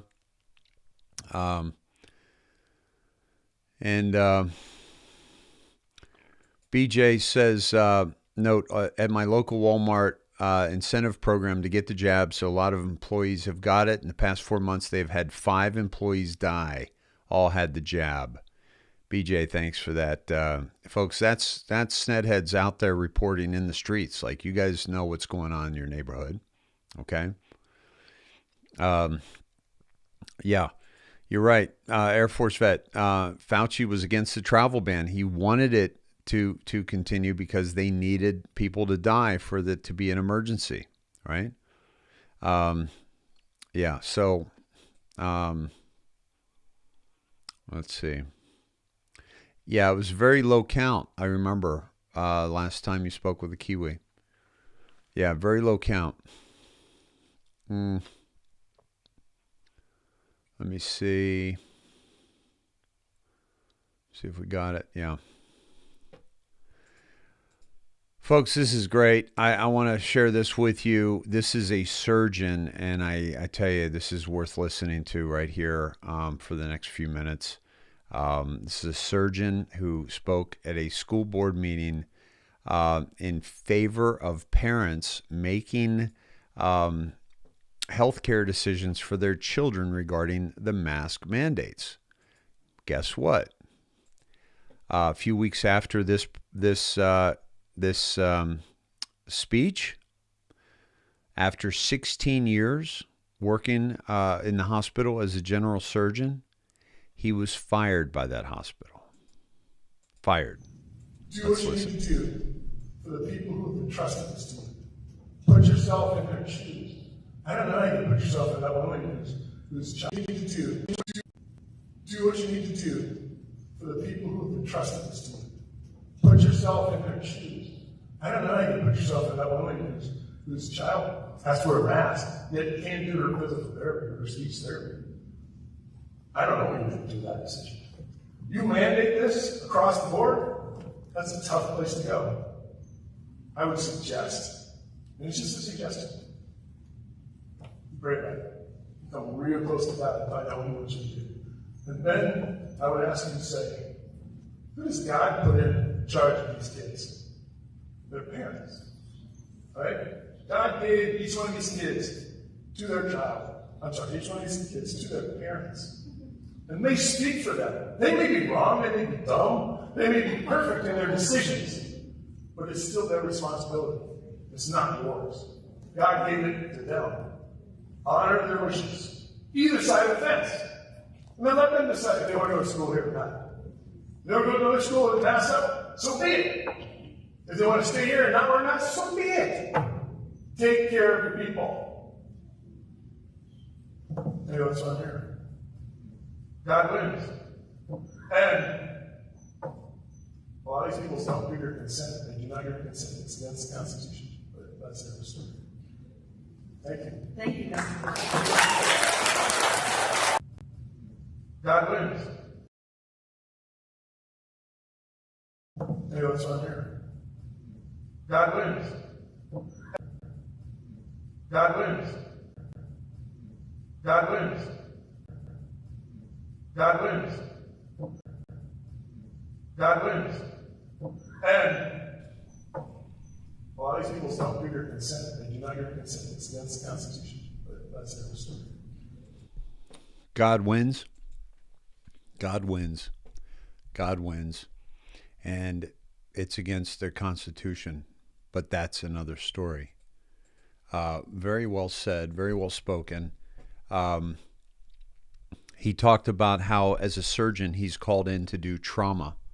He's called into trauma situations. And he said, this community is in trauma. And here I am. And 2 weeks later, he was fired. Okay. Let me see. Okay, here's it. Lake Region Medical Group. Lake Region Medical Group. Okay. Let's search them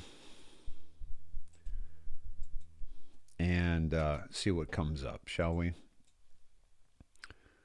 Lake Region Healthcare. Lake Region Medical Group, and let me see. See if we can find this. Lake Regional Health System. I believe this is what it is. Contact us. And here you go. Folks, will you take this number down and call it tomorrow, please? 573-348-8000. 573-348-8000. Could I get some Snedheads to commit to this and call them and ask them on what basis and on what right do they have to fire this man for practicing his First Amendment right under the Constitution of the United States of America? Okay? Please call that. Please commit to that. Give me a couple Snedheads that are willing to do that, please. Thank you, William. Thank you. 573-348-8000. Can we engage in this process for this man, for this brave man who stood up and risked his job, risked his career? Okay? Standing up for parents. He's a doctor. Okay? Doctors often take precedence, they claim precedence or try to claim precedence over the decisions for the children. All right, thank you, Margaret. Awesome. And let me know how it goes. You can email me, davesned@gmail.com, and let me know what happened, and I'll talk about it tomorrow night. So who are we calling? It's the Lake Region Healthcare in Fergus Falls, Minnesota. Wait a minute, that's not right. Okay, because it's in Minnesota, and the number I gave you was not Minnesota. Let's try that again, shall we? My apologies. Let me see this. Let me put Minnesota in there. Because that was Missouri, the one I gave you. Okay, here it is. 800-439-6424. 800-439-6424. 800-439-6424. And then ask them, why did they fire him? Okay? Why did they fire him? There's also a number 218-736-8000. 218-736-8000. So thank you all for who are doing that. Thank you. Thank you, dear. Okay. Yes. Okay. So that is, a brave doctor standing up for parents and standing up for the rights of the parents. Okay. So remember the National School Board Association, right? Wrote that letter to the DOJ calling the parents coming to these board meetings domestic terrorists. The DOJ decided, without any investigation whatsoever, based on that letter alone, that they would investigate not investigate, but monitor parents through the FBI and their interactions and watch these school boards without any evidence of any misbehavior, any threats or anything. It was just a letter from the National School Board, and you have Missouri and Ohio, both. They, by the way, the National School Board Association, remember on Friday, apologized to the Biden administration and the DOJ, characterizing concerned parents at school meetings as potential domestic terrorists, because that is what they said in the letter, okay? On behalf of the NSBA, we regret and apologize for the letter. To be clear, the safety of school board members, other public school officials, and educators and students is our top priority, and there remains important work to be done on this issue. However, there was no justification for some of the language included in the letter. We deeply value the voices of parents who should and must continue to be heard when it comes to decisions about their children's education, health, and safety. Folks, this only happened after parents and humanity was in an uproar over this. The Ohio School Board Association said, we're out, that we've terminated our National School Board Association membership. And then Missouri did the exact same thing. I hope to see many, many states following in suit, okay? And this was totally out of control, and the associations, the school board associations, must fall. The teachers' unions must fall, and the school boards themselves must be eradicated and replaced. Okay.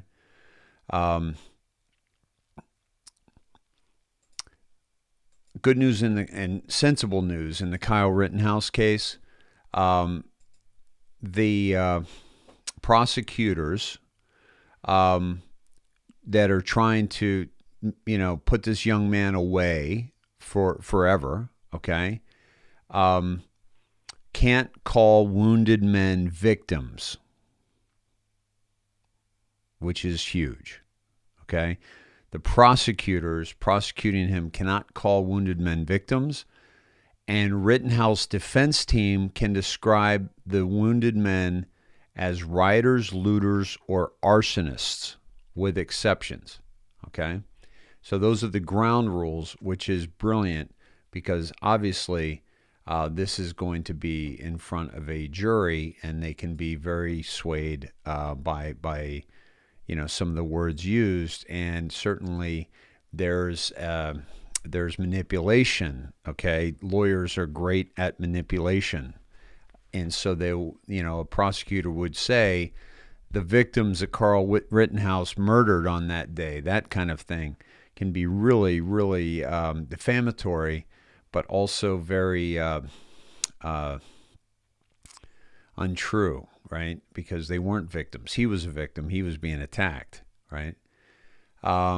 Here's some good news on some drugs on the we've got a huge fentanyl problem. We have a huge opioid problem in this country, and this international operation arrested 150 in a crackdown on the dark net drug trafficking. So it's good to see a little good news in the world. Okay. This is what's happening here in Southern California. Wilmington, which is right close to the Port of Los Angeles and Long Beach, is all these empty containers, shipping containers are stacking up because they don't want to send them back without anything in them. So they're literally stacking up in neighborhoods. It's gotten, quite ridiculous. And so they have to do something about it. One container even fell from a truck and crushed an empty vehicle. And the kids can't even play. Wilmington resident John Sales told ABC 7, that's why we put up barricades up and put signs. Trucks come down the street, and they're not even supposed to. It's not even a through street. They've got to make a left or right. So So this is very interesting. What's coming out of that port, right? And how it's going to just the local communities.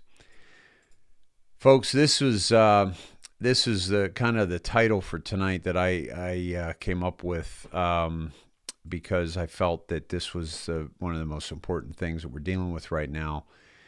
That the beagles, we heard about Fauci's NIH and how the beagles and the monkeys were treated. We covered that last night. If you haven't seen that, please check that out.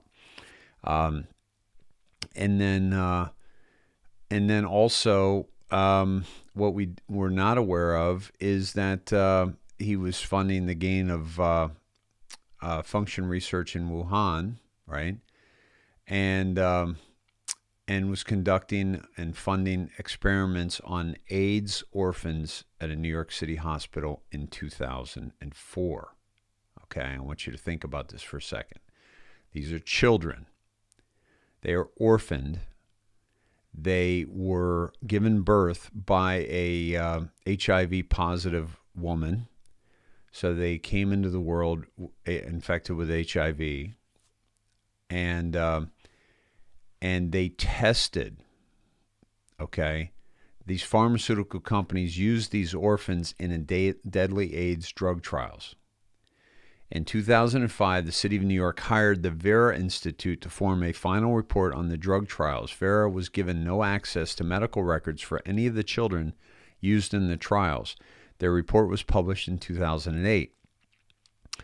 They reported that 25 children died during the drug studies, that an additional 55 children died following the studies in foster care, and according to Tim Ross, director of Child Welfare Program at Vera, as of 2009, 29% of the remaining 417 children who were used in the drug studies had died, out of a total 532 children that are admitted to have been used.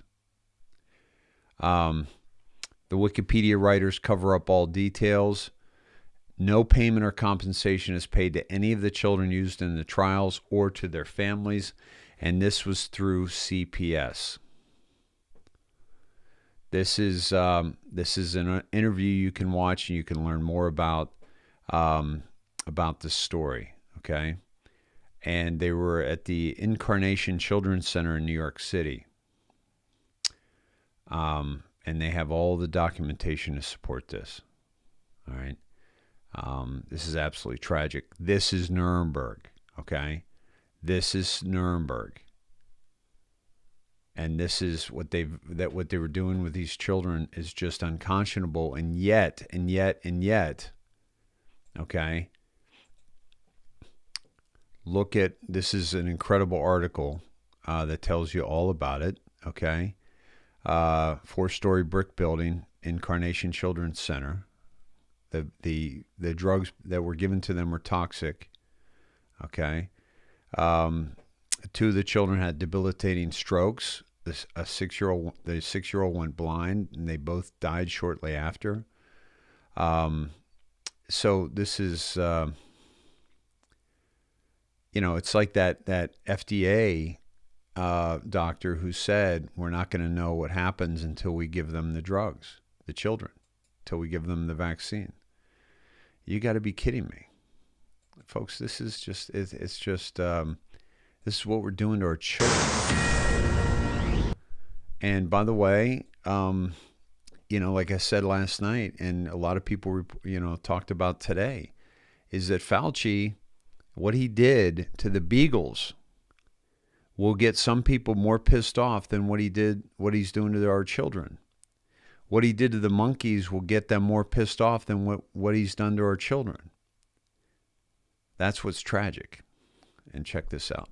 He should be fired. I mean, the thing is, Dr. Fauci should be fired. Absolutely. By the president. Yeah, absolutely. The thing is just for lack of judgment, if nothing else. He's probably never going to admit that he lied. He's going to continue to dissemble and try to work around the truth and massage the truth. So that's Senator Rand Paul calling on Dr. Fauci to be fired. He made that interview with Axios over the weekend. This after the NIH admitted to funding some level of gain-of-function research at the lab in Wuhan, something Fauci denied multiple times under oath, including this time last May. Watch.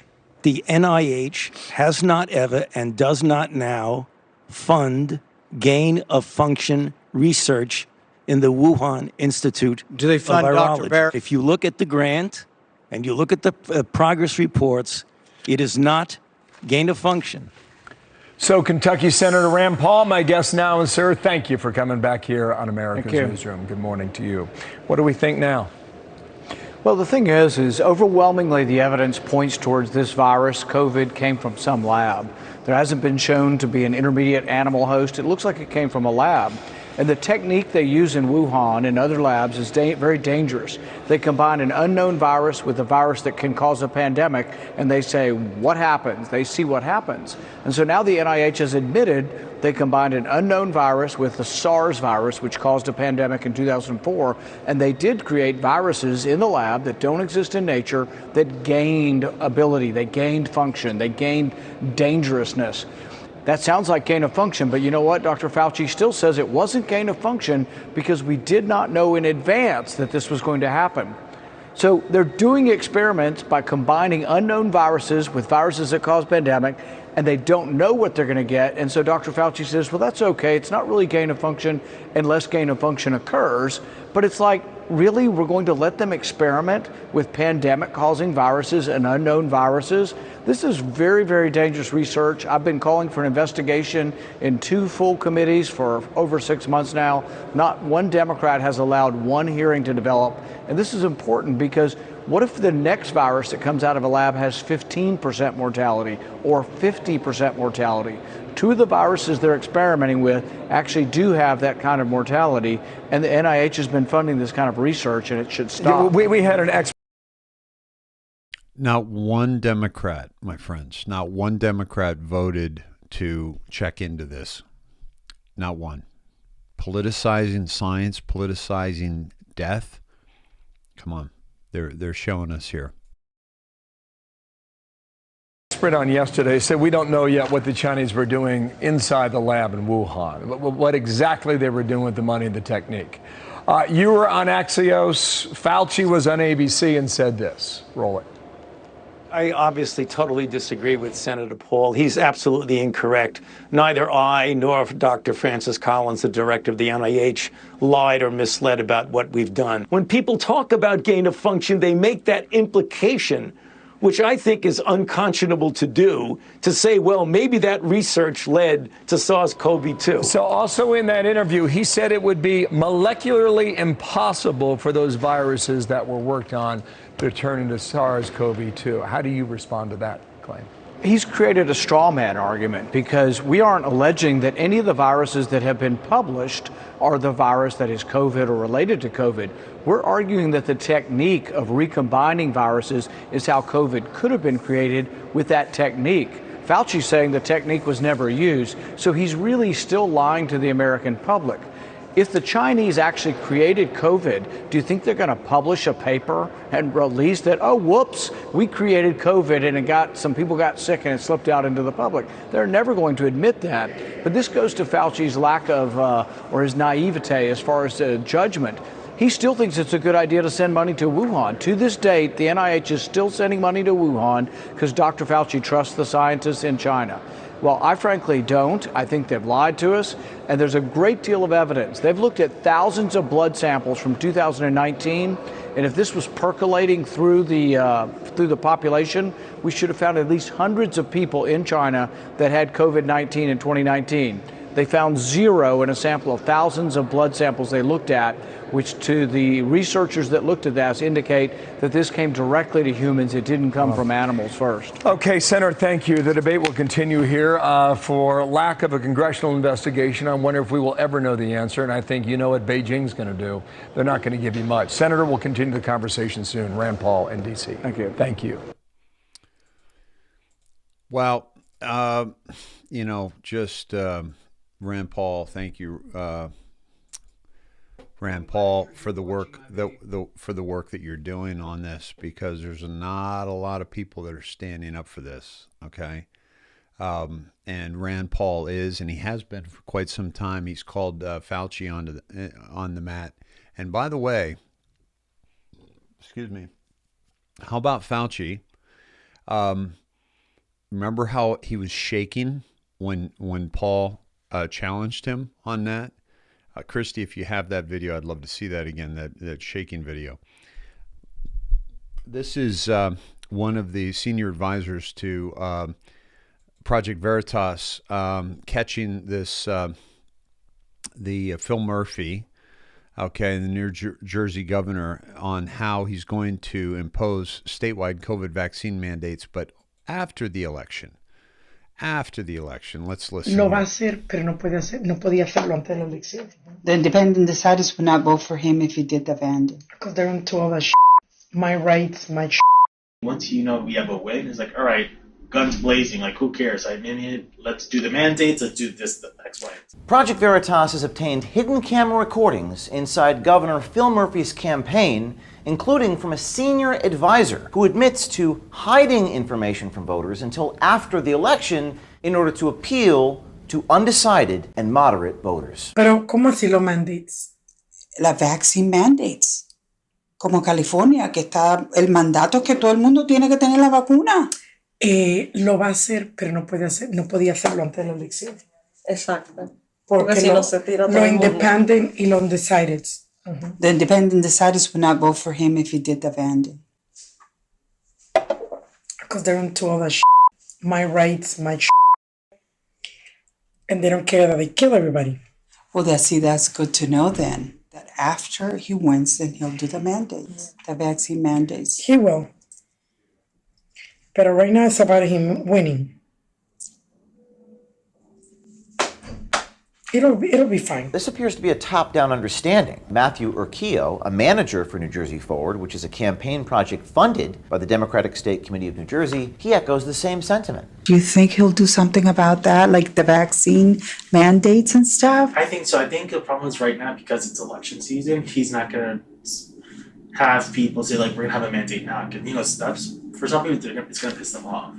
I think once we have a win, it's like, all right, guns blazing, like who cares? I mean, let's do the mandates, let's do this, the X, Y.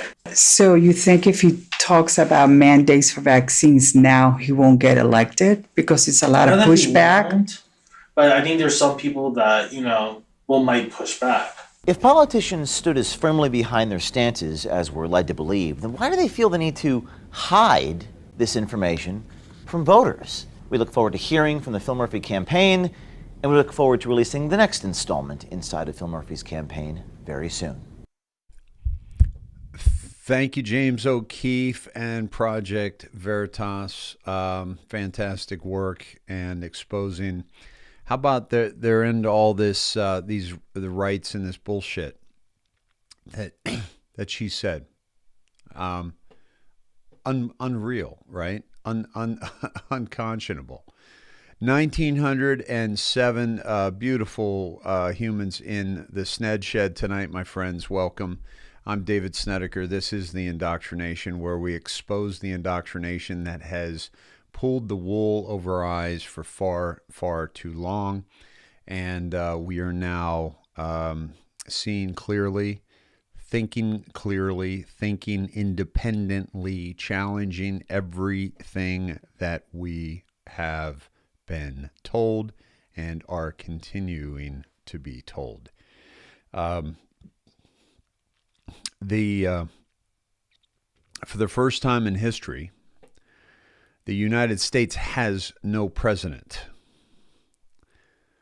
No need for gas chambers when vaccines will do the job slowly and quietly. Instead, the world went wireless before it was wired, but that's none of my business. Nikola Tesla had that technology. Let's please ban these fossil fools. Not fossil fuels, but fossil fools. I stand behind Alec Baldwin because no way in hell I'm standing in front of him. Marine veteran that stopped armed robbery receives a Valor Award. Fantastic. By the way, this whole situation, talked to a friend of mine today who has done multiple movies involving guns. And he reminded me that even though the first AD is there, that the first AD never touches the gun.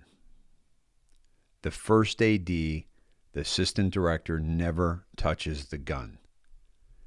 And if the first AD ever did touch the gun, anybody that knows their way around a movie set like this guy does, Alec Baldwin, would say, what the hell are you doing? Okay? It's the armorer and the prop master that are dealing with the weapon, and they will say it's cold, which means it has no loads, and then the different levels of loads that may be blanks or so and so forth. But it is not the first AD's job. So none of this makes sense, folks, which is why I believe, another reason why I believe that this was an absolute hit job to send a message to Michael Sussman and Latham and Watkins, who is the law firm where Helena Hutchins' husband works. My next piece is called Nothing Can Stop What Is Coming. El Donaldo Trumpo, my friends. Folks, this is a time when I would normally have Todd call in and Cindy, but I do not think they are feeling well. So I want to do a few things with the drops, and with that in mind, we normally go to Dan Scavino, and we're also going to do the deltas. Dan Scavino has not tweeted since October 10th until October 20th when he tweeted Truth Social. So only one tweet since October 10th, and that is truthsocial.com, which is President Trump's new platform. And I would suggest you put your name in with your email address to kind of reserve your spot on Truth Social. And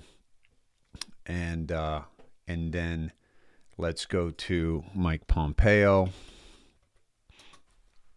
Excuse me. And see what Mike Pompeo says. An hour ago, he said, we built peace for the region with Arab partners. Do not take us backwards by traveling with terrorists who pay their own to kill people in Israel. Bad for U.S. security, both home and abroad. He's addressing, and Biden shift, U.S. denounces Israel on the settlements in Gaza. Okay? We're going to come back to that timestamp, but we're going to first go to the first timestamp of the day, which was 15 hours ago. The State Department says 363 Americans still trapped in Afghanistan. Of course, Jen Psaki is not saying that, so we'll take her word for it, right? And at a bare minimum, the Biden administration should be transparent and honest with the American people, but it is clear they fail to meet these most basic criteria. This was at 8:43 a.m. this morning, Eastern Standard Time. And let's go into the map, okay? And let's pull up 8:43 a.m. and see where Pompeo is taking us. March 4th, 2018, 11/29/14, roasted in kill brackets. Roasted in kill brackets. Very interesting. Roasted in kill brackets, 548253.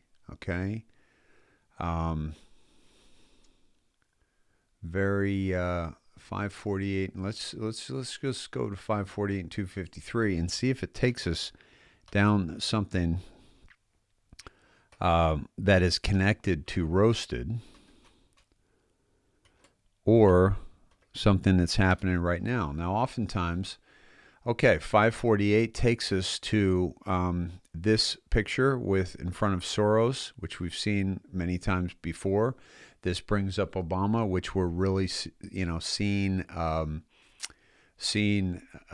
in the drops quite a bit. right? Because Obama, and we're also waiting to see Obama pointing a gun at someone or something that's going to be flying around the internet, and we're going to have to take a look at that, and they're going to try to pretend that it's fake, but it will not be. So we're going to have to keep track of that. 253. Meet me in Seoul on main page of Red website. Coincidence? Folks, we have been pointed to, ever since last Monday, we've been pointed to the picture of ex-President William Jefferson Clinton in Seoul with Kim Jong-un, and Kim Jong-il is in the other one. And I'm getting them mixed up right now. The father's son. The father's with Clinton. The son is on his own. The father is with the CIA. The son is on his own. Okay, let me check this. Hold on one second. And I've got some decodes from in on up we're going to jump into, but I want to finish this. Number 32, this was a plane crash that we were led to, and this was a Russian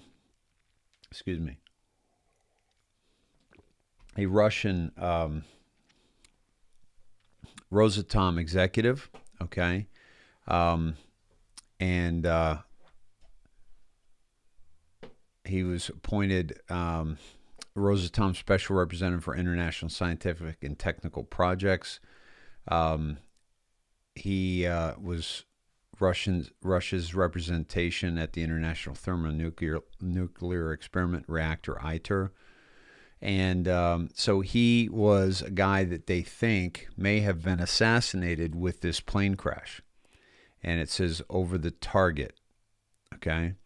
And so this might have to do with the Russian nukes, nuclear, and the Uranium-1 deal, and possibly the issue that we run across there in with Uranium-1 with Iran.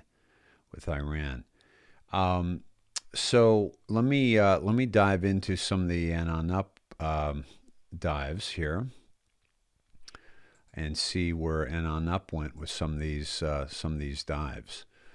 Grasshopper, Mike Pompeo, crumbs. Number 110, MSM CIA counterops, we all fall down. Let's see which one of that is Pompeo's. Let me pull that up. Pompeo tweeted, let me see his next tweet. Pompeo, hold on. Okay.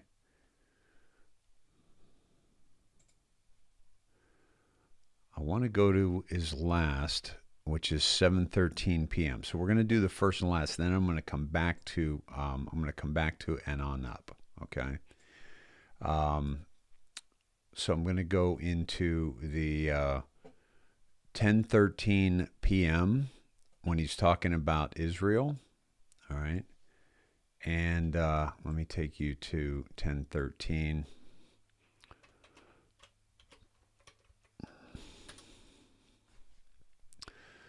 April 4th, 2018, there's 3 different drops. We'll do some timestamp differentials on this. North Korea defuse, Russia testing new missiles, Russia new threat, coincidence? They must maintain threat to retain power influence. Are you awake? Our thoughts and prayers are with the 4 U.S. Marines from the 3rd Marine Aircraft Wing who lost their lives in yesterday's Southern California helicopter crash. We pray for their families and our great United States Marine Corps.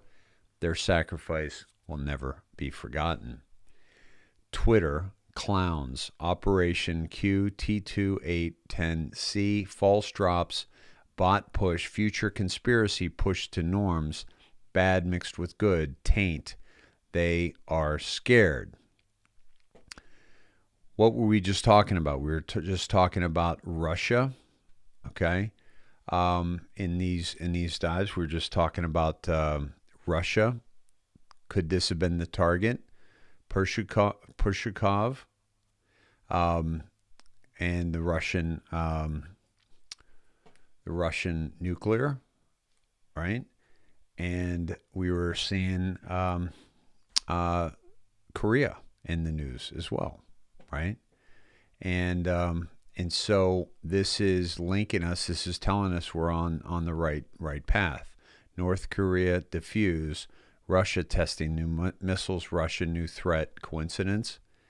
Okay. So the backup possibly was Russia, or parties within Russia. 32 takes us to this from here, the blue right there. 32 takes us down to November 1st, 2017, and this is coming up on a delta. Maybe one day, but it cannot go slow. The initial wave will be fast and meaningful. It will send a signal to others immediately, and you'll see the tide turn. Not even the MSM can hide, and rest assured some will be jailed as deep cover agents. What have I told you from day one?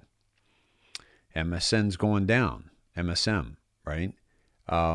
Some of these people are going down as deep cover agents. Now, I knew this from the 1975 Church Commission of Operation Mockingbird and how many assets they had then, but also I was reading the drops from day 2 of the drops, and I read about all this, and I knew the MSM was going to go down. I knew the MSM was going to try to discredit Q, and that's the way this all went down, okay? Now, what I want to do, that's the first and last of Pompeo's tweets. But before we go back into some of the other tweets and some of the other decodes, I want to go to, October 26th, okay, nothing there. Okay, so nothing in the delta for 26 today. October 27th, let me make sure that we're getting this in. Okay, let's see about 25, because I don't think we did the deltas the other day. Okay, and let's see 28. Okay, all right, so there's not another delta, okay, until October 28th. All right. So there's no delta leading up 26th, 27th, and finally 28th. But here's the thing. This is a 4-year delta. This is the first time we've ever had a 4-year delta. Okay. 2017, 2018, 2019, 2020, 2021.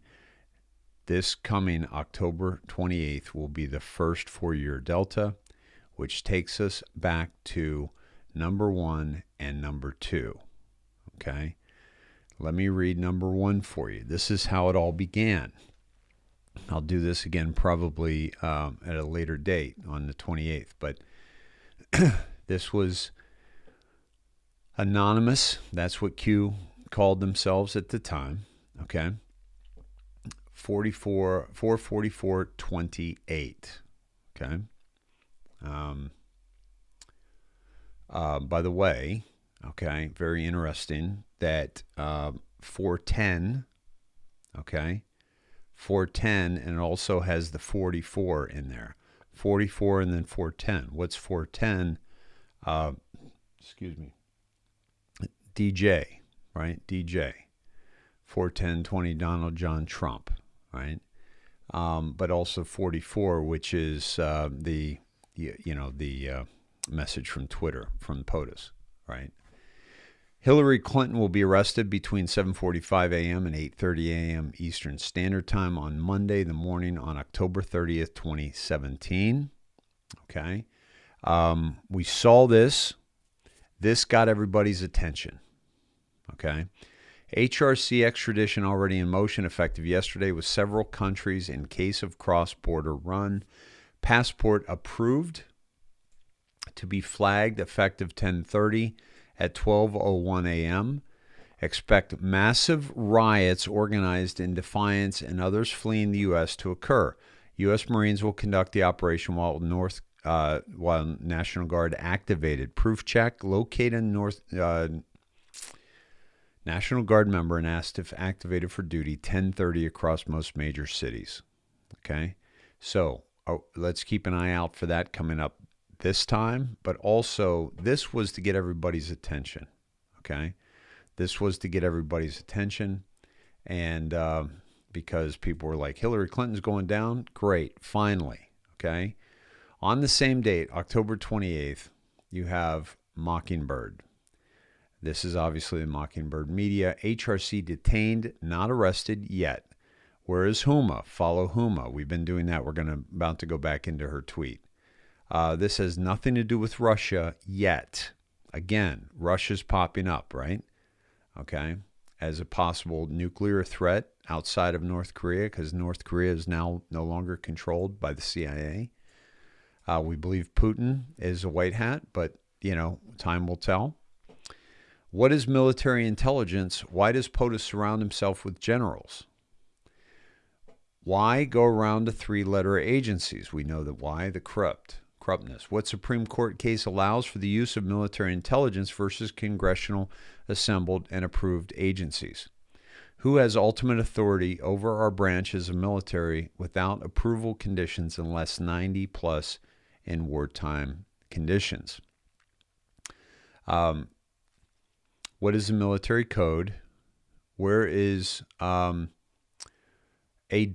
being held? Why? Now, this is Anthony Weiner, right? Because follow Huma. Huma's husband is Anthony Weiner. Anthony Weiner is the one that had the laptop that had the life insurance file that had supposedly frazzle drip and information on Hillary Clinton, which is their life insurance, which is how you keep from being murdered by people in power, is you have something on them that will be released if anything happens to you. POTUS will not go on TV to address the nation. POTUS must isolate himself to prevent negative optics, right? If POTUS had taken out the people that we want taken out, it would have been seen as a political move and been challenged and been discredited. POTUS knew removing criminal rogue elements as a first step was essential to free and pass legislation. Who has access to everything classified? Do you believe HRC, Soros, Obama, etc. have more power than Trump? Fantasy. Whoever controls the office of the presidency spells this incorrectly, by the way, but we didn't know that misspellings at this point might have told us something. So there is no N here, so keep that in mind. Controls this great land. They never believed for a moment they, Democrats and Republicans, would lose control. So this is not a Republican versus Democrat battle. Why did Soros donate all his money recently? Why would he place all his funds in ARC, which is a registered charity? Mockingbird 10/30/17. God bless fellow patriots. Now, Mockingbird, it starts with Mockingbird and ends with Mockingbird, and it's talking about 10/30/17. Would that mean the exposure of the Mockingbird media? Because it's also saying that National Guard would be activated on 10/30. Okay, it doesn't say the year here. Doesn't say the year here, okay, of when she would be, her passport would be flagged, okay? But it does say the year here, October 30th. All right, now, okay, so this is bringing back memories, folks, because here's the thing. When this came out 4 years ago, I had been awake 11 years. In those 11 years, wow, I was hoping for justice, just like everybody that was awake and knew about the Clintons and knew about Huma, and knew about all these bad players, and knew about the cabal, and knew about the satanic rituals, and knew about the adrenochrome and all the things that they did against these children. I knew that they were sexually abusing children. I was not aware of the adreno until Q, until the Anons broke that open. So let me correct that. So I knew about so much of this stuff, about Soros, right, about Obama, and I think I read this on the 29th, okay, because my friend let me know about it. And I read it and imagine how I must have felt. Like, wait a minute. Is this legit? This guy's saying Hillary's not going down, right? This guy's saying Huma's going down. That the military can take control over the three-letter agencies, which I knew were corrupt. So I and the autists and the Anons we were like, whoa, this is amazing. This is the first time in forever of me being awake that I feel like, wait a minute. Trump seems this seems to revolve around him. This seems to involve him, and it involves the military, which I felt had always been so over this deep state and how they treated them and how they try to get rid of them. So this was really, really big for me. So this brings back a lot of memories of like, oh my God, finally, we're going to see some justice.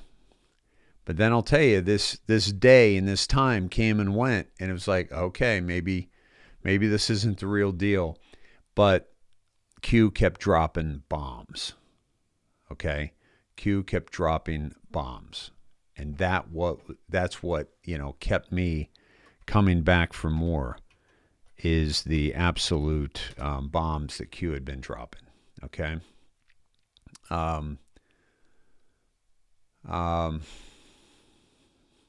And so I went to 1470, okay, because that was in the blue.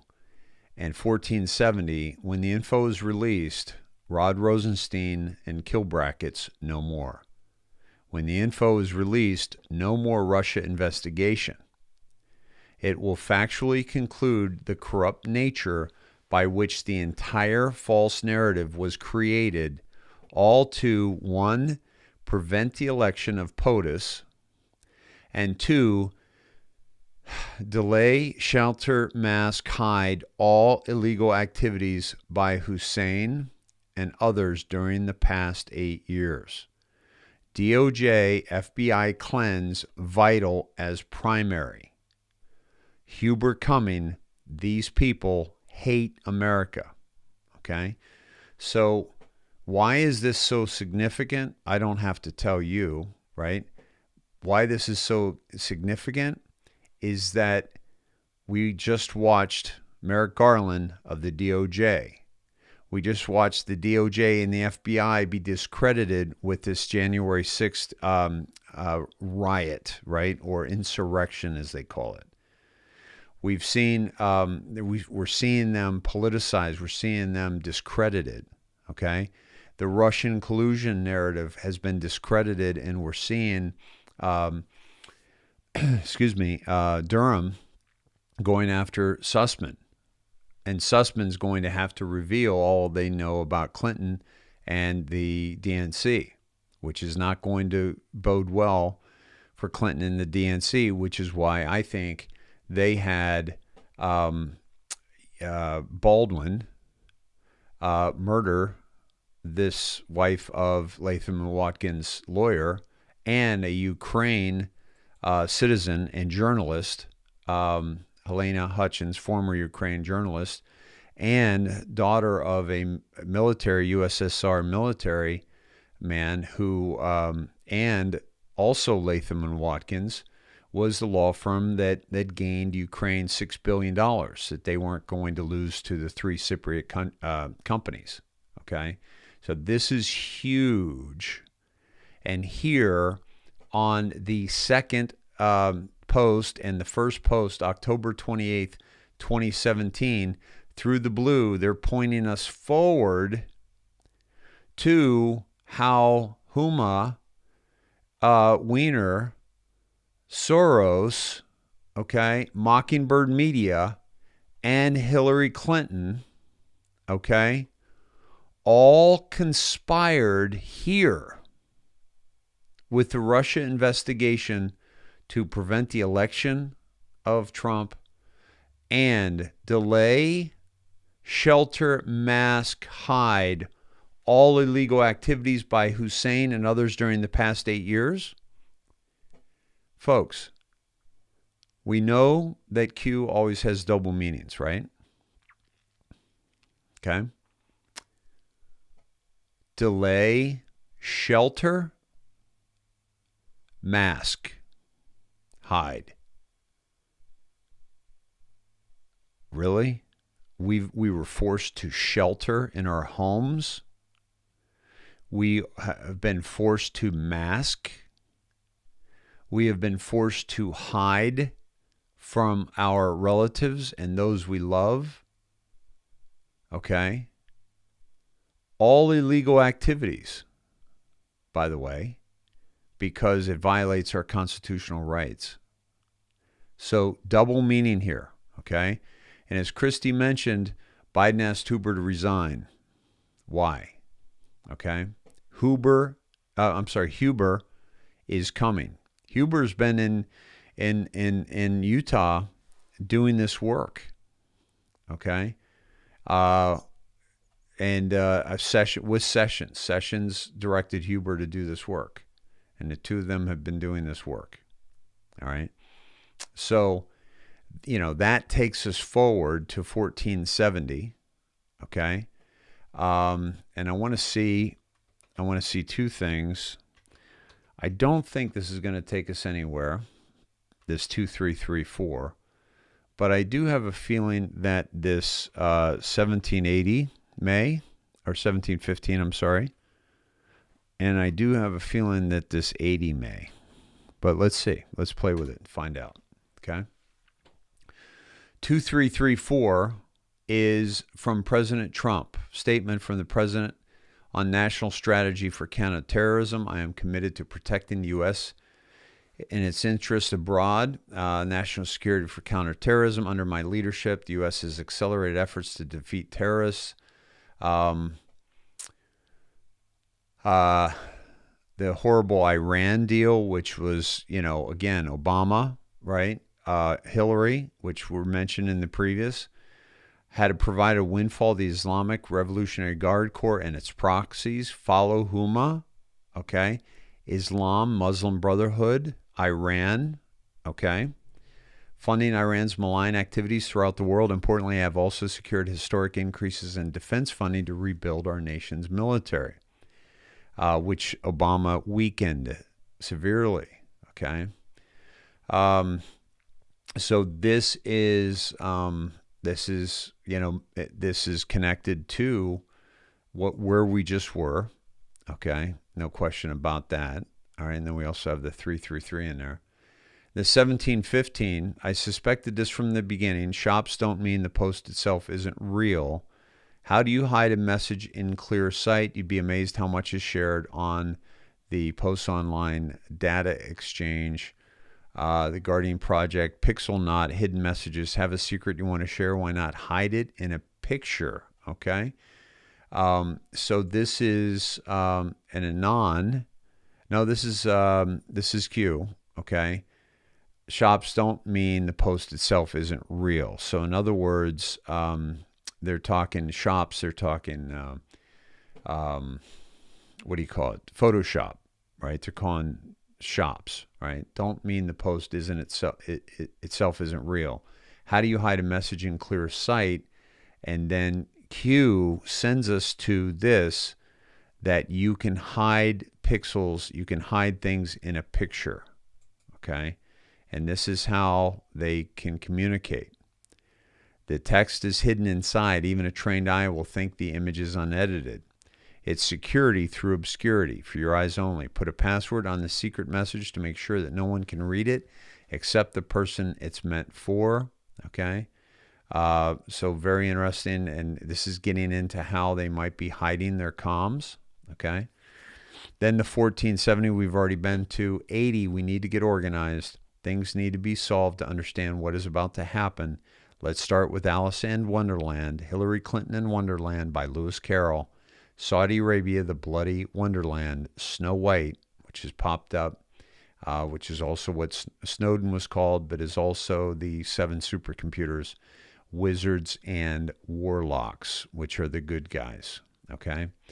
So this gets to Hillary Clinton. This is see how they're trying to piece this all together. Okay, trying to piece this all together, and I'm going to go down the blue on the 1480 one time and see where that takes us. I think I screwed that up somewhere. Let me see, because we were just at 1470. All right, that's what's going on. 1470. So let's go to 1480. 1480 Ghost Con Active Approval 58203JX. That's more of code. We were just at 1715. Let's go to 1719 since we went from 1470, 1418, 1719. Folks, this is what Todd does, like, throughout the day. And it takes time. So everything you see me doing, this is what Todd does. Okay, so he can bring us the bombs and the booms that he brings us. Going to this blue, 1719, I'll also go to 243. And it's also, you get a feel for it, so that you kind of get a feel for where you're going to go. Like sometimes you're not right. Like I didn't think that one would go anywhere, but it did. It did connect with the Clinton, 1719 and 43. So 1719, this is some place where Todd has been quite consistently as early as this weekend, by the way.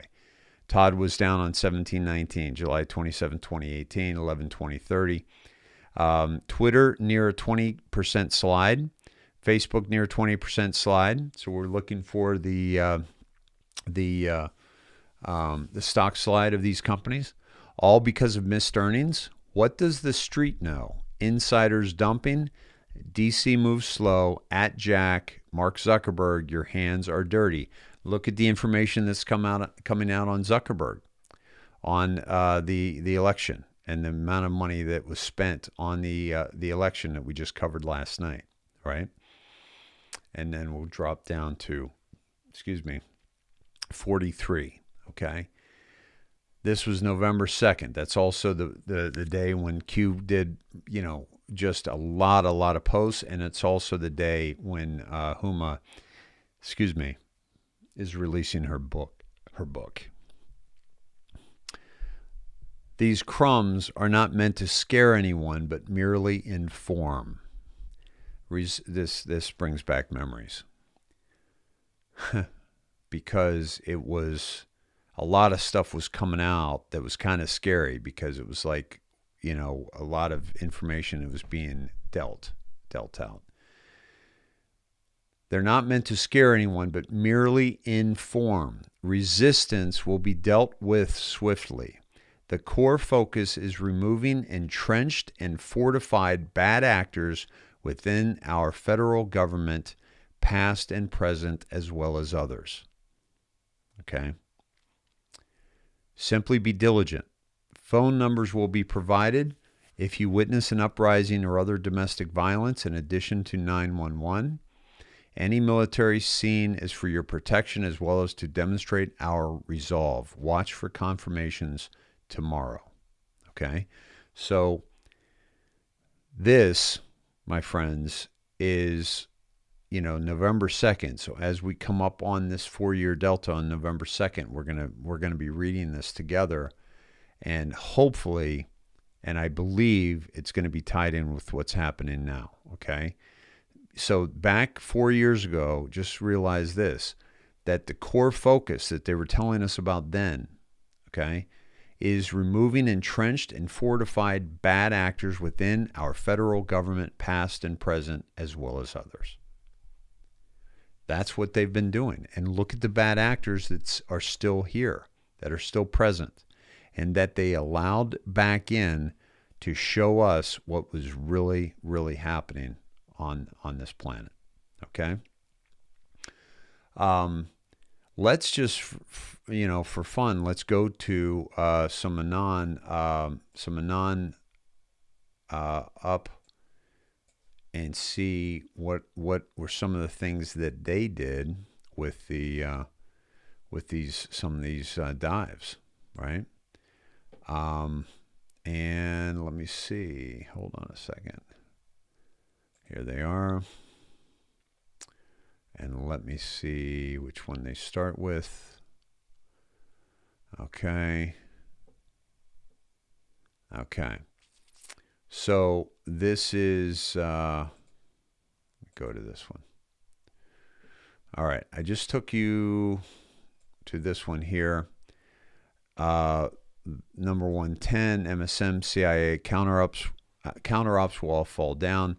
BARM equals 2/1/1813. 2/18:1. Blind justice under the law will return to our republic. There's a reason why a sword is held.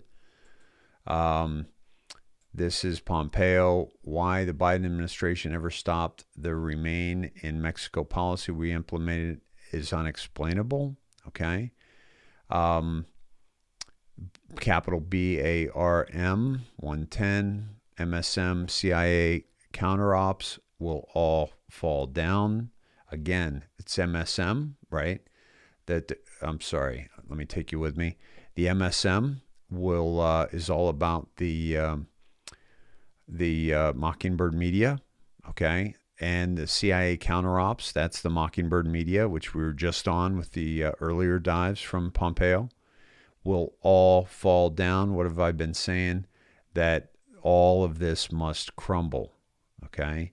So going to Gematria, BARM, you're going into these dives, the 2181, blind justice under the law will return to our republic. There is a reason why a sword is held. This is the blind justice, right? But if justice is not had, executions will be had, okay? And let me take you to 2118, which is hard to read on this. Okay, this is 2118, and then also 1813, which is 3181. So they think mirror, right? That's why they went with this one, which we often do here. Okay, so let me take you to 2118. Here we go. Again, folks, this is the map, right? This is the cube map that we're following and trying to figure out. 2118, September 7th, 2018. What FISA is about to be declassed? Public spotlight. How can you prosecute someone and provide testimony to the judge when you know the true evidence is about to come to light? Digging a deeper hole regarding testimony to the court. Okay. Did Sussman dig a deeper hole by lying? Did Baker dig a deeper hole by lying? Does Baker now have to save himself by saying that Sussman was lying? FISA signatures. FISA 10, question mark 16. SSA, Comey, Yates, DOJ. FISA, SSA. So this is like all the dates of when these people were either signing these documents. McCabe, Rod Rosenstein, DOJ, right? Bonte resigned, hired as FBI. Yates fired, Comey fired, McCabe fired, stepped down. Only Rosenstein left, and possibly whoever the AAG and DOJ signatories were. If Rod Rosenstein is dirty, Mueller must also be dirty. If Mueller is dirty, Rod Rosenstein must also be dirty. Okay? And that FISA brings down the House. This is what Durham is all about, okay? This is what Huber is all about. This is what they've been working on, okay? So that was a great little dive there by Grasshopper, okay? And let me get to a few more of these. All right. Oh, sorry about that. All right. Okay. This is a Pompeo timestamp here of the 8:43 Biden administration getting roasted. So remember, I brought us to that. They also went to 363 military stringer. Let me see. Let me get back to 843. Let me take this down. Let me take this over. And see when I got to 843 here. And let me see, bring that up. So 843 roasted, and then they went to 363. I haven't found out why yet, but we're about to, okay? So let's go to 843. What a way to start the day. Good morning, Mike, because this was his first one, right? Okay. 843. At a bare minimum, the Biden administration should be transparent and honest with the American people, but it's clear they fail to meet these most basic criteria. Okay. Goes to roasted. And then the 6-3, the State Department. Oh, okay. So this is what I, hold on, let me find that. Okay. Let me find that. Again, it was his first tweet of the morning. And let me find that here. Here we go.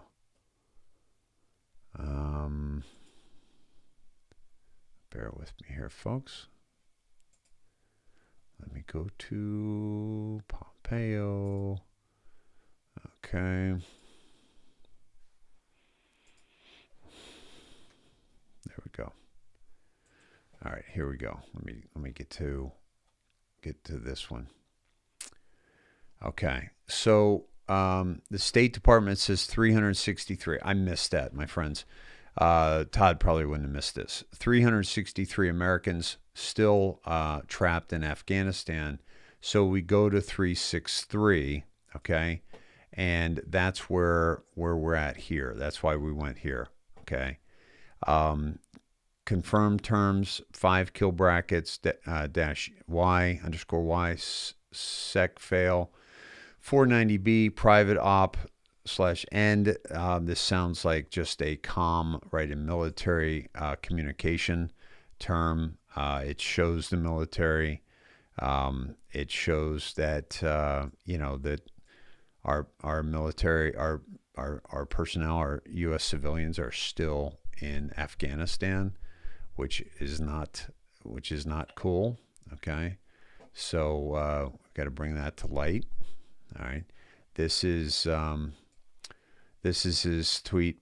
Biden said that we have a commitment to defend Taiwan. There's an expectation now that he will follow through on that commitment, and I hope the Biden administration will. This was at 10:15 Eastern Time.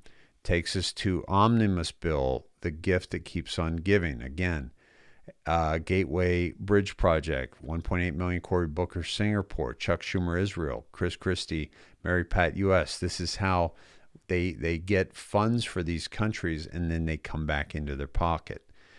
Trump signs omnibus spending bill, including pro-Taiwan provisions, 12/28/2020. U.S. 2.3 trillion, 23 represents pain. Okay, so this is like this kind of cool circle that Grasshopper is doing on and on. Now, some of these things I think can be a bit of a stretch, okay? And this is where we kind of get into the speculation part of going back into the Q drops, right? And so, hold on, all right? So this can be like a little speculative, right?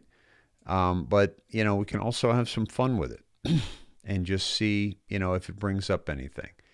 This is 235 Mirror 532. Are you prepared? Memes, post, organized and coordinated, ready for launch. Show the world the truth. Open their eyes. Making America great again.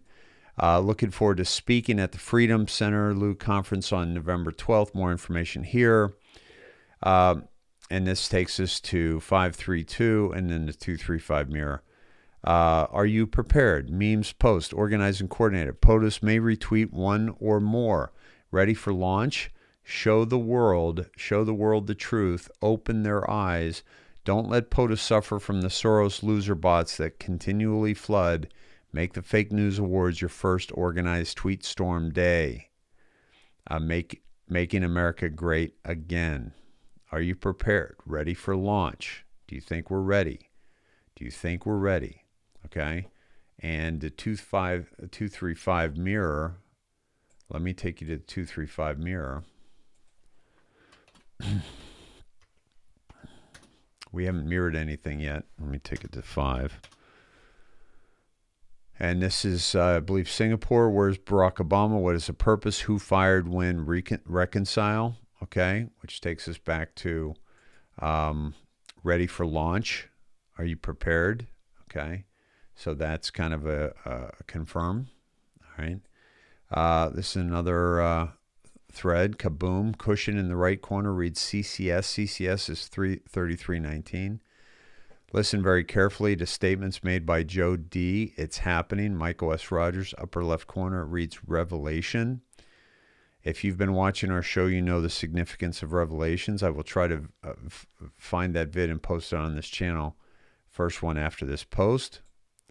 The Revelations, right here, the Revelations.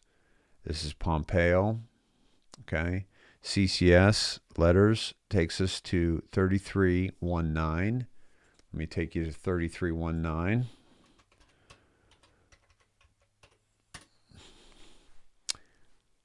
Listen very carefully to statements made by Joe D. It's happening. Michael S. Rogers. Mike Rogers was Admiral Mike Rogers. This is the video unavailable. This was Joe D. I believe this was the video about Q, right? And Michael S. Rogers was the patriot, right, that gave Trump the heads up as to what was going on with the spying. And then Trump came out and said Obama was spying on him, and everybody laughed at Trump. Remember? Because that's what the mainstream does. They try to discredit you. They try to discredit all of us, yeah? And let me see what else we have here on the decodes. Here we go. This is another one from Pompeo. Kaboom. Mike Pompeo timestamps. Do you believe the world is awakening? History is being made. You are the saviors of mankind. Nothing will stop what is coming. Nothing. Pompeo, our Jewish friends are not alone, and our interests in supporting Israel are one and the same. Our alliance enhances our two countries and the free world around us. Grateful to everyone who joined us for a night to honor Israel.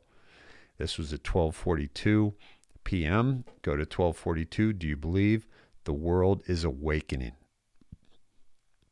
Okay. Mirroring that, 2442. Okay. History is being made. You are the saviors of mankind. Nothing will stop what is coming. Nothing. 11/6/2008. Boom. Okay. What did we hear yesterday? We heard next week is boom week. Next week is boom week. And next week, we've got a lot going on. We've got a lot going on. Kevin Court Crumbs, remember that yellow equals Q. Remember that yellow equals Q. PM Mirror 2051. Past drops important to frame context. All these people need to all be eliminated. Those who know cannot sleep. Remember, we went to the early drops, right? And how we had to, here we go.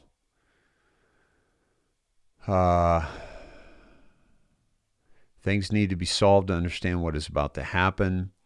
The core focus is removing entrenched and fortified bad actors within our federal government, past and present, as well as others. Okay?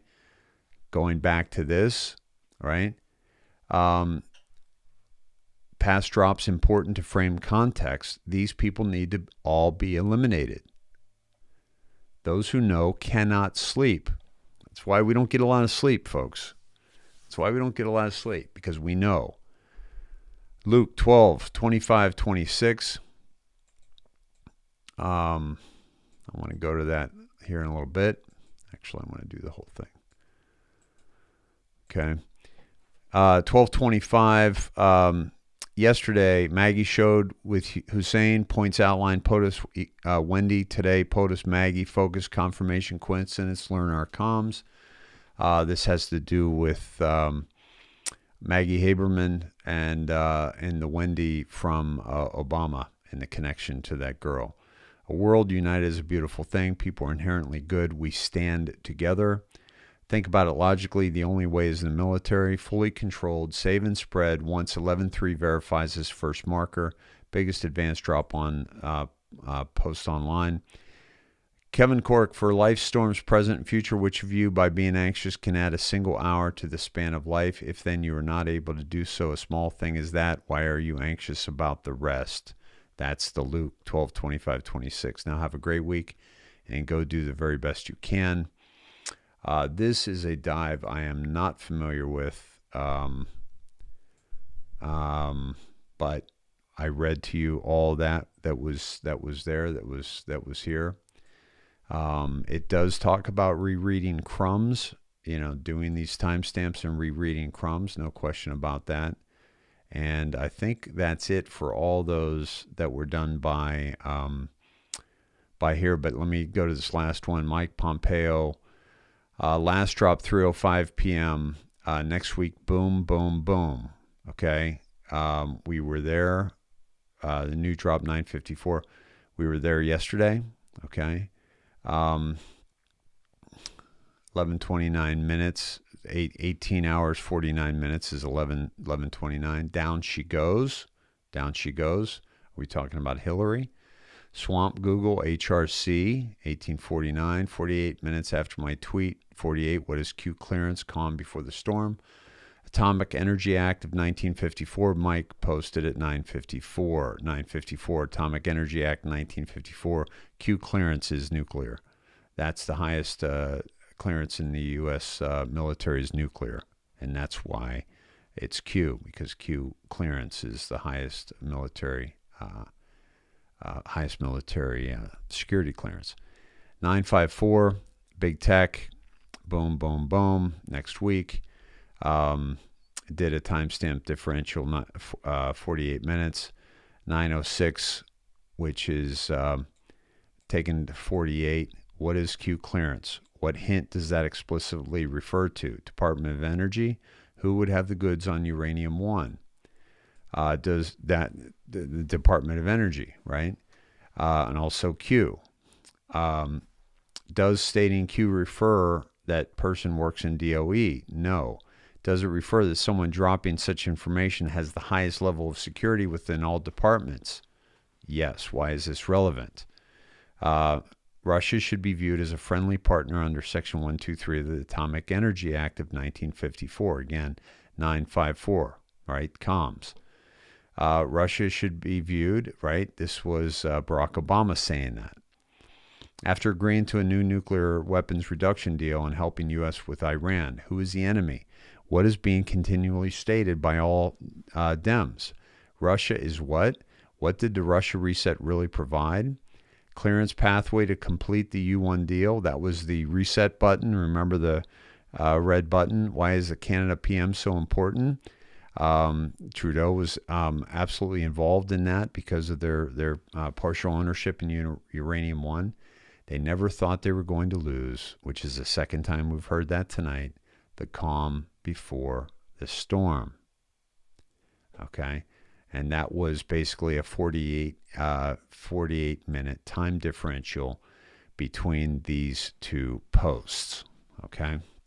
So That is some very interesting decodes. Different people do it different ways, but the bottom line is that a lot of this took us to, Russia, which is where it ended, okay?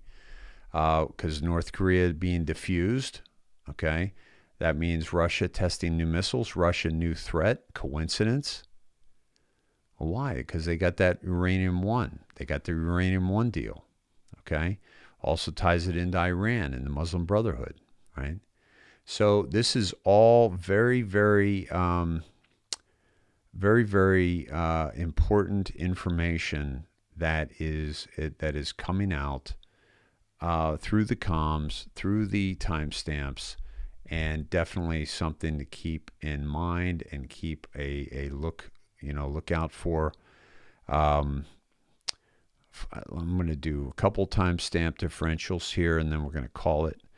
But 428 to 434 is what's that going to be? 5 minutes and 45. 535. 535 is the differential. Let me do 535. And also 434, that's going to be 413. 413. And so we're going to see where this takes us and see 535 and 413, see where that takes us, okay? We're at 548, so dropping to 535. If you ever forget what a disgrace now sits in the White House, remember these moments from the good men who preceded them. This was from Lynn de Rothschild, okay? These are all puppets of their organization. We're closer than you think. Try to get some sleep. It must be difficult. This is Q speaking to Lynn de Rothschild. Because Q has told Lynn de Rothschild, we can hear you breathe. Okay? We can hear you breathe. Okay? And then 413, track CEO resignations. Track CEO resignations. We've been doing that for quite a while. And 2020, CEO resignations in 2020. This is the New York Post. Ford, Disney, The Wing, don't know what that is, Essence Magazine, Away, Match Group, Bleacher Report. This is a pretty, I want to see a better list than this. This is the New York Post. I should not have done it. Why did hundreds of CEOs resign just before coronavirus outbreak? Okay, hundreds. Boeing, United, Alphabet, Gap, McDonald's, Wells Fargo, Under Armour, PG&E, Kraft Heinz, HP, Bed Bath & Beyond, Warner Brothers, Best Buy, New York Post, Colgate, MetLife, eBay, Nike, Disney, IBM, Harley Davidson, T-Mobile, LinkedIn, MasterCard, Keith Block of Salesforce, Credit Suisse, Hulu, okay? Why? Why did they all resign? They had unbelievable returns, unbelievable. They were a runaway freight train of market cap increases, and they all got out before coronavirus outbreak. Why? What did they know? What did they know? All right. So Q knew about it. Q's saying follow the CEOs, right? And follow the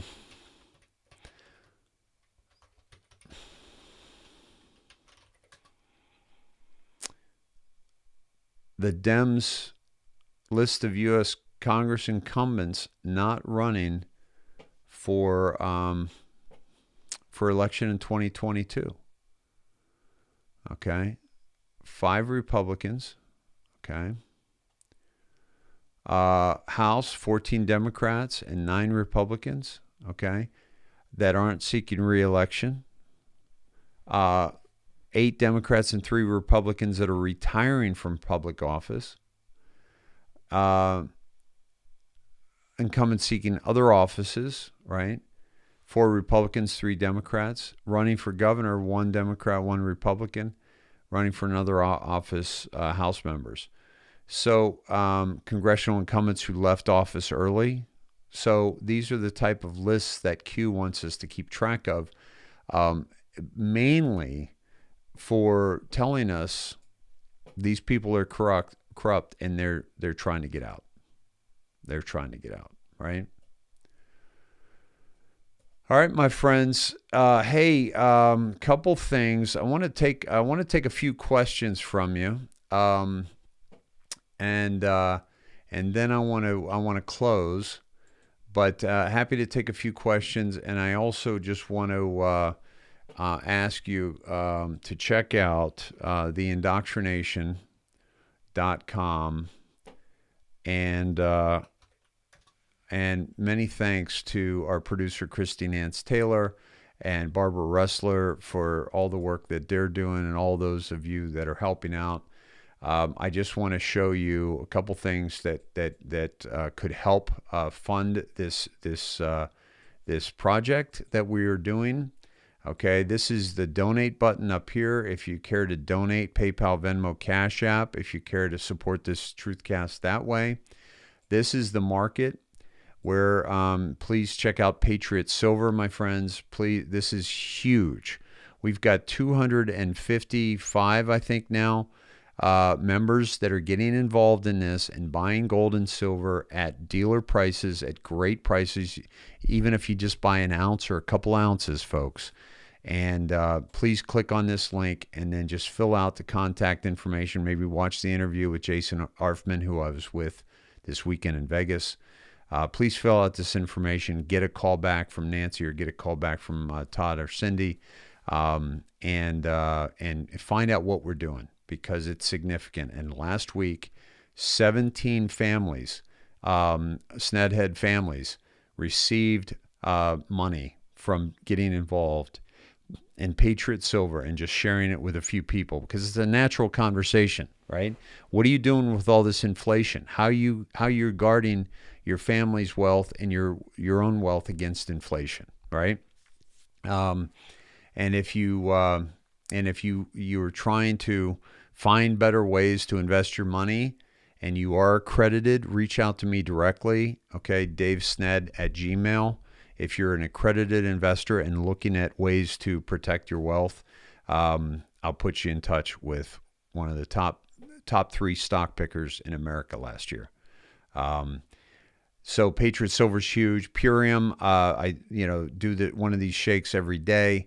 It's fantastic, all organic, and gets the glyphosate out of your system. That's key. And so lambs, it's just guards your head and protects your head against EMFs and so forth. Healy, a great device. If you want to check that out, we do the call every Saturday morning on that.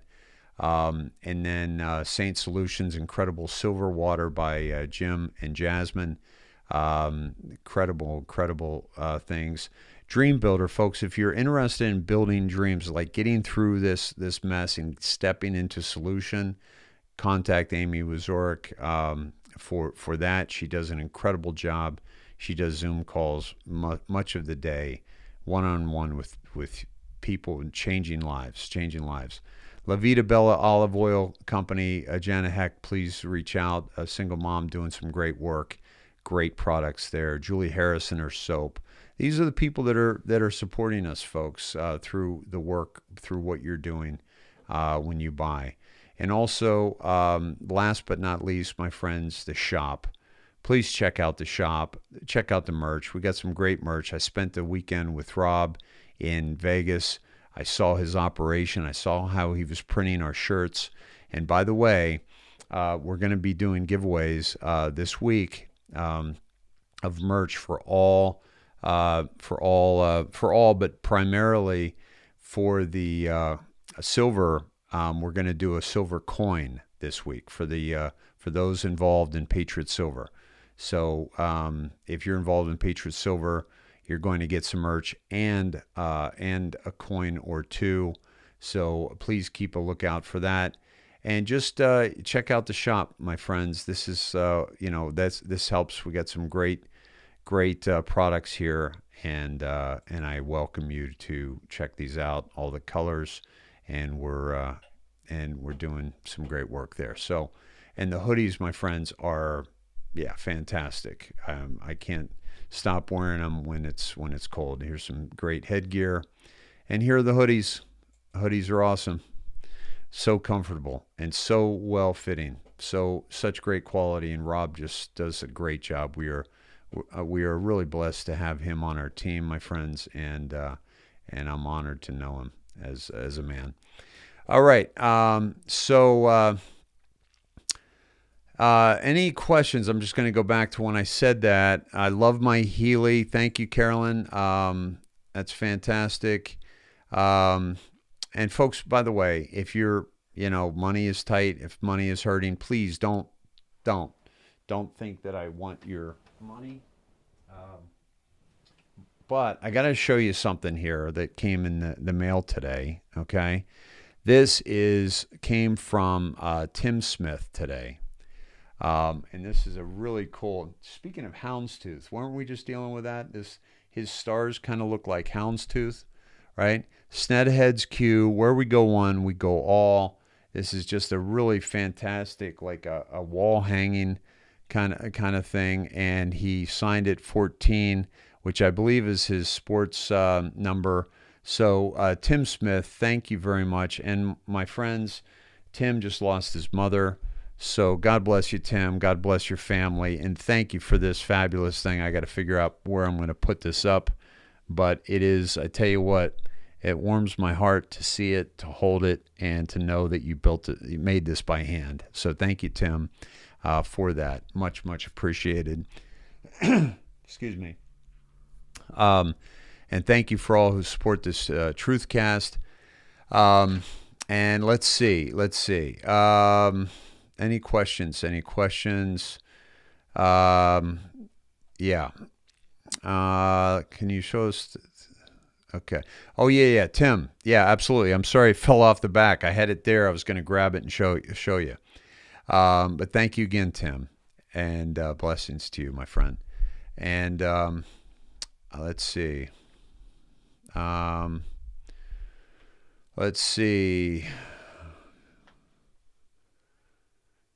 Would the Healy help vertigo? My grandson has had it for 7 months, been checked by many doctors, scans all over.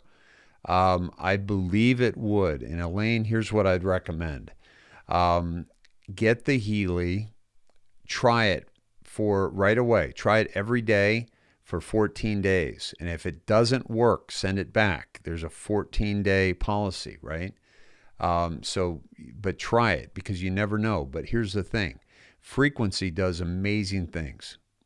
And I healed my back with frequency, right?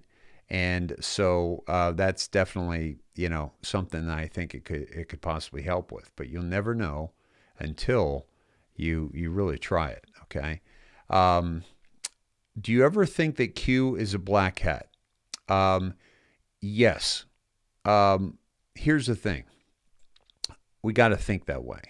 Because if you're going to think clearly and think objectively, that you got to think about all parameters. But here's the thing. I've talked about this a lot, so you might be new or maybe just missed me saying it before. But here's the thing.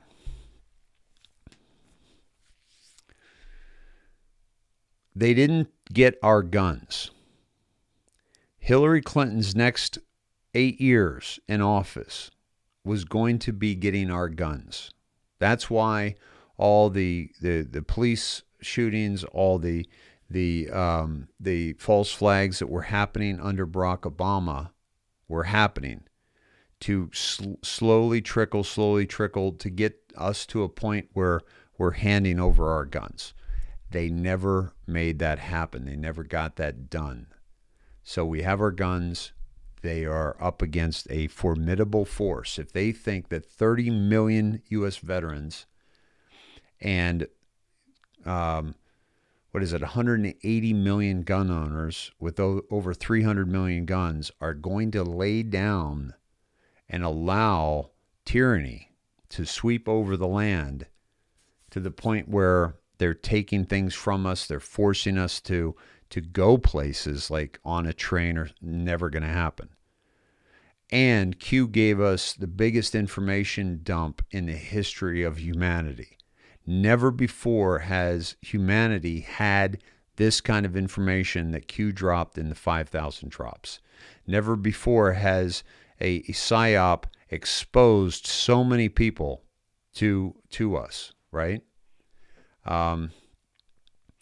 So I hope that helps, right? Let me see. Dave, I saw roast in the drops, and Pompeo had roast, both first time. Let me search roast in the drops. Sometimes it takes a roast in order to be able to get away with it, speak the truth and get away with it. Selected samples, deception, pretending not to hate Catholics, Haiti, symbolism will be their downfall. This is a speech by, let's see, who's the speech by?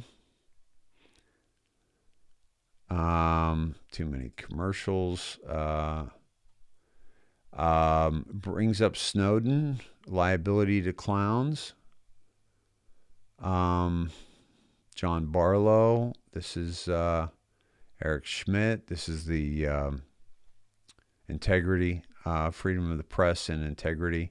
Snowden, you are now a liability. Where's the roast? Steve Jobs comedy roast at convention for Next Computer. Barlow's participating. So this, and then roasted was what we sent us to today. So this is interesting that roast or roasted opens us up to Snowden, which has been happening quite a bit. It opens us up to the people that were killed, like Aaron Schwartz, like James Dolan. So yeah, not a lot there, but I do love, such connections. Okay, let me see.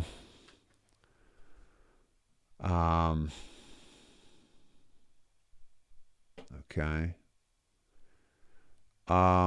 Somebody said something about Godlewski, said he's in the 101, or the 101 drop. Folks, the fill in the 101 drop is not Godlewski. It is the Philippines. The Philippines, Barack Obama extraction confirmed, because many of these were, where's Barack Obama, and yeah, that's Philippines. So not again, folks. I just be really concerned and really. Yeah, he's not in the 101 drop. He's not. That is not him. It's. I don't think a lot of the people in the Q community, in the Q team, I don't think a lot of them are wearing ankle drops or ankle bracelets. Oh, this was the speech by Donald Trump when he roasted Hillary Clinton, and there are a lot of comms in there. By the way, remember there's Cuomo. Right there. How about that? He shook Cuomo's hand, right? So, so that was the Hillary Clinton roast, right? Okay. Dog comms. Yes, usually somebody dies. Dog comms are part of the tweets back into the drops. Let me see. What else you guys have? Q changed the world. I agree. Q absolutely changed the world. Let's see.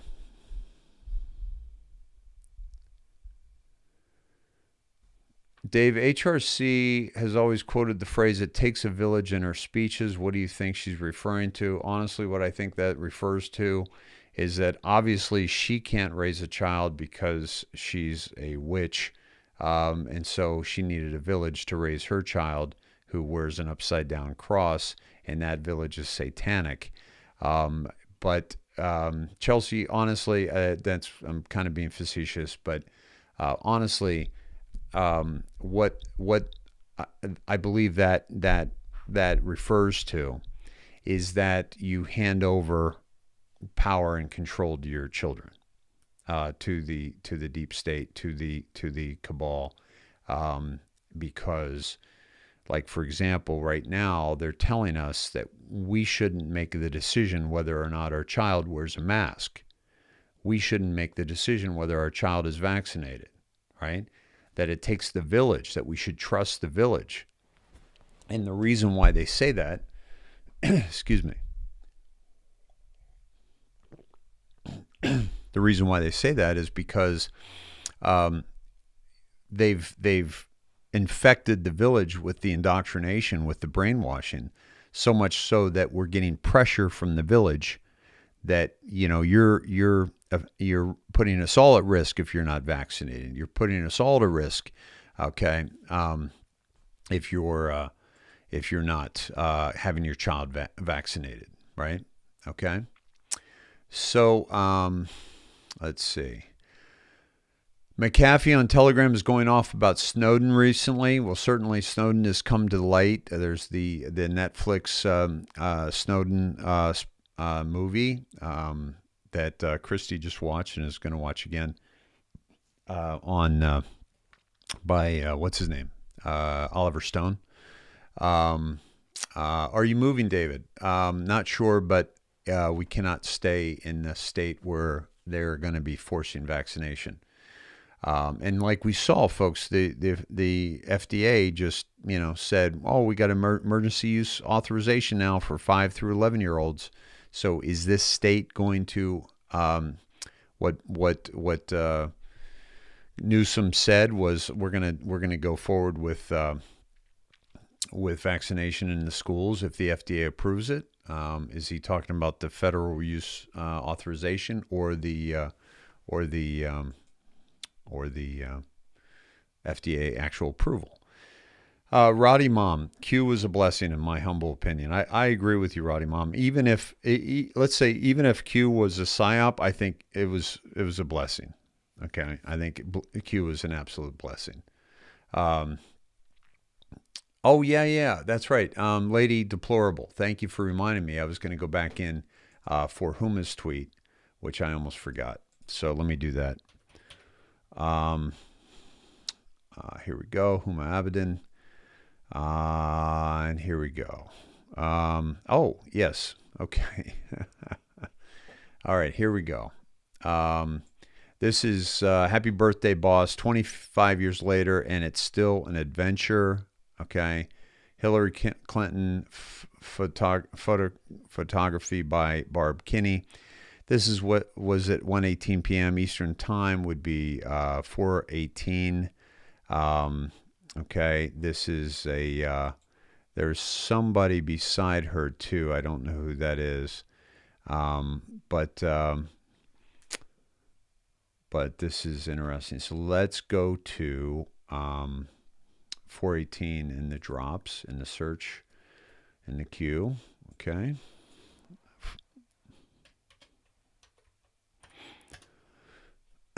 Test Q. All right, test. A lot of this is, you know, they're testing us. This that they're running tests maybe on the emergency broadcast system, right? And here's 1454 and also 8. Okay. EU sanctions Iran again. Okay, leaders of EU only care about protecting flow of money, not the safety and security of their people. World. Iran deal orchestrated for the sole purpose of lifting sanctions blockade to allow access of foreign businesses for individual and company-wide enrichment. Scam. Nothing to do with nukes. Cover. Hussein pallets of cash. Hussein's secret authorization to convert U.S. dollar. More coming. No MSM coverage. Got popcorn?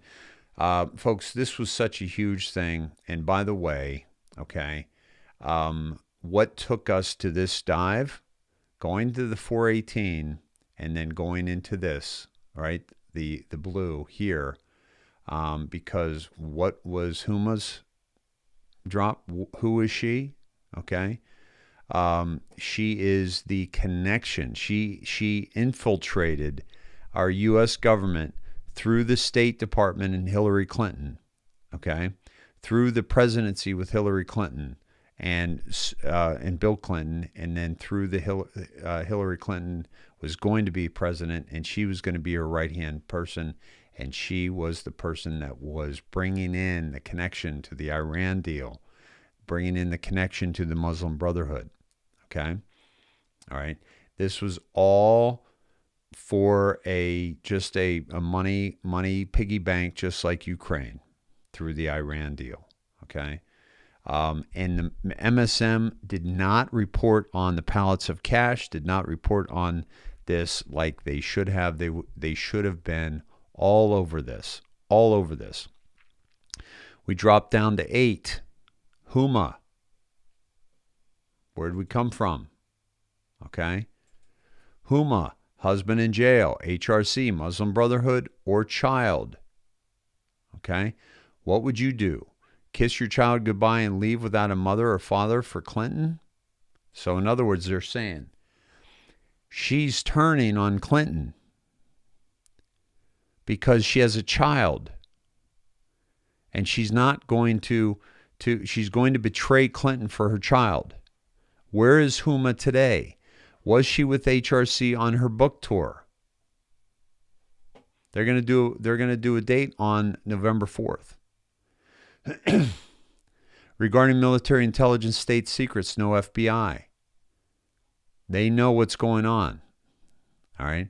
POTUS installed his people within each top spot at each 3-letter agency except one, because Rogers, which we saw earlier, kick-started this and scrubbed all POTUS nominations to verify oath.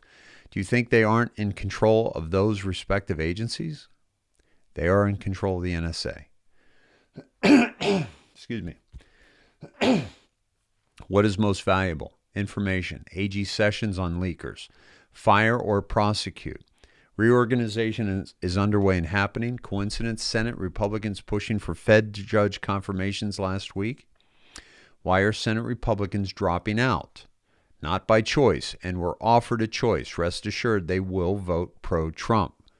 What did I just show you about the CEOs who resigned, and also all of the Republicans and Democrats that are dropping out? Doesn't make sense, guys. Think about it. Congress, being a member of Congress, is the cushiest and highest paid job almost in the world. Think about it. They don't have to do anything. They get paid. They get funds. They get flown everywhere. They get wine. They get dined. They get health insurance. They get pension. One term in the Senate, and you have health insurance and pension for life. One term. Okay? All right? Dave, where's Barr these days? I do not know. We haven't seen him in quite a while. Interesting question, though. I think it's important. Maybe find out. Mary Johnson, finally found you. Where you been, Mary? We are on. Always go to theindoctrination.com, my friends. Theindoctrination.com, and you can click on Twitch. You can find us on Twitch. Crazy. They have a speaking engagement this coming 11/3 and 11/4. Huma and HRC. Do you think it's heating up? Right? Okay. Do you think it's heating up? Right? Let's see. Let me see. Yeah. So I think that does it, my friends. Why do you think 17 quit dropping drops? Susan, that's a great question. Wait a minute. Deb, Phil writes the comms for Q. Let me explain something to you folks. No. Please don't buy into that. Please don't get sucked into that.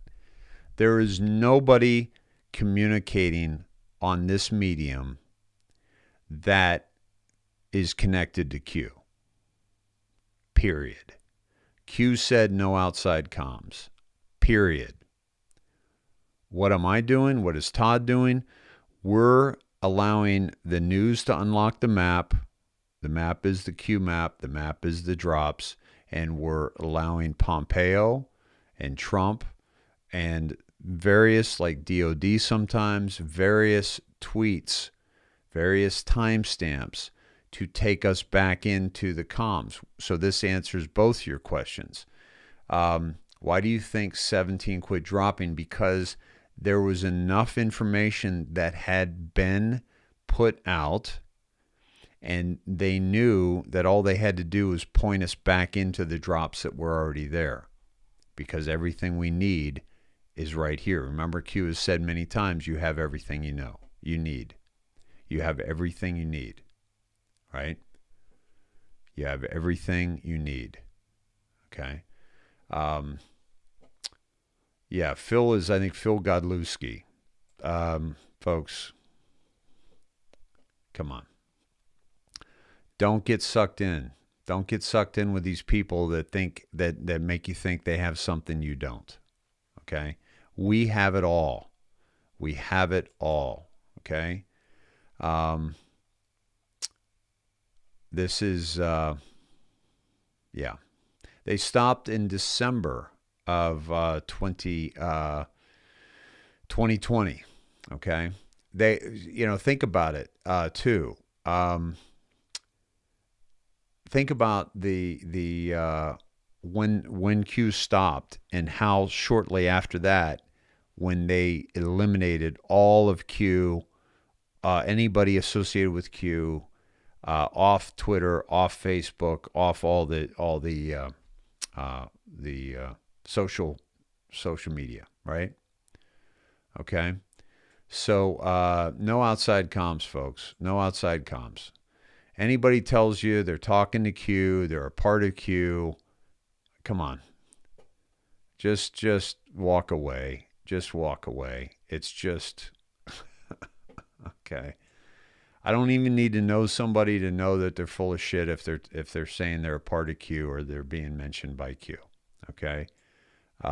Period. End of story. So, all right, my friends, love you. It's going to be biblical. No question about it. No question about it. Oh, yeah, I've heard that, Gina. I've heard that happens, right? Yeah, and Durham's heating up. No question about it, my friends, right? Yeah, so thank you, guys. Fantastic. Thanks for all the support. Tim, you know what, dude? Thank you, man. So cool, buddy. Really appreciate you. Much love and prayers for your mom. Let's wrap up with a prayer, huh? Thanks for hanging with us, folks. Dear Lord, thanks for bringing us all together tonight. We are so appreciative of the real information that is setting us free from the indoctrination, setting us free from the cabal. We are thankful that you have given us these eyes to see and this mind to critically think and analyze and challenge the things we're being told and the things that we're seeing.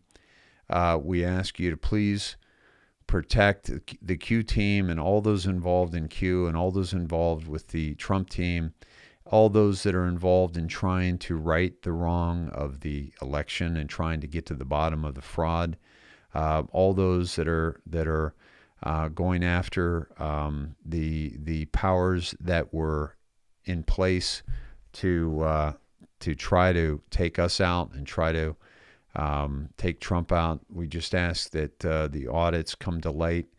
The truth. We don't want anything other than the truth. We're not asking for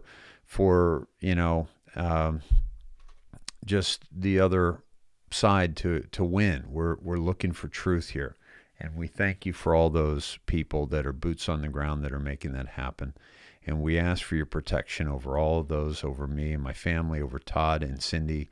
Strengthen us as we push forward through this minefield, through this battle, through this war.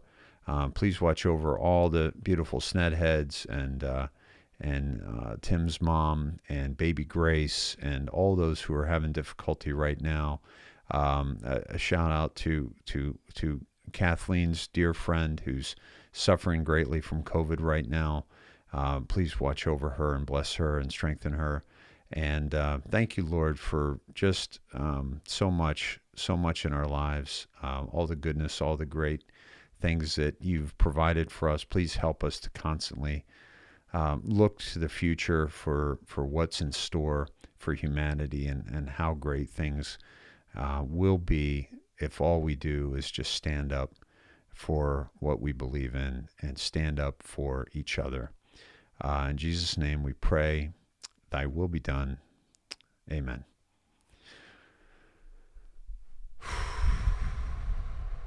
Yeah, see you all on the other side.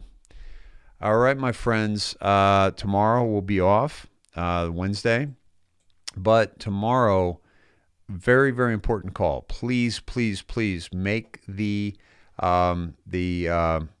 call for 7K medals, okay?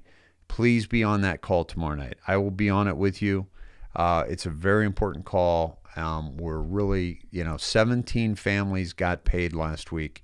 I want to keep that going. I want to double it every month at least, and really change the futures and change the presence of the beautiful people in this community. Okay, so please help me to do that. And I love you much. I'll see you Thursday on this show, but I'll see you tomorrow night on the Zoom call on 7K and Patriot Silver. All right. Yeah, 17 families. How cool is that, right? We're not writing this stuff. It's just happening. It's just happening. God bless everyone on here. What time? It's at 6 o'clock, Kimberly. 6 p.m. Pacific Standard Time. Okay. If we have that information, please drop that in the Barbara or Christy. If we have that information, can we drop that? It's the same call every week, the same place, and it's called Wild Wednesday 7K, and I'm going to put all the information in here. Oh, can I do that? Oh, I got to open up. Let me see. Let me open this up. Okay, bear with me here, my friends, and I'm going to drop this in so you know exactly where it is. Really, really important meeting. And if you don't know anything about it, please come and join the meeting. You'll dig it. It's really a great chance to connect offline when I can see your faces on Zoom and connect with you on Zoom. Excuse me. Let me go to the chat app, and I'm going to drop this in the chat, all the information you need for the call for tomorrow. And here it comes right there, my friends. There you have it. Much love, Nathan. Thank you, brother. Great to connect with you the other day. Was that yesterday already? Yeah, much love. And let me see. I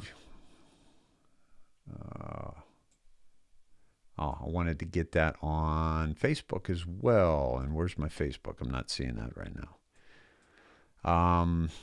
Will you guys copy and paste that on Facebook if you can see that on Restream? I don't know where my Facebook went, but I can pull that up. Let me pull that up real quick. And then I'll get out of here. Let you get on with your night, my friends. Dropping it in the chat right now on Facebook. Boom. It's done. There you go. Much love to you all. Have a good one. See you Thursday, or hopefully many of you tomorrow night. All right. Much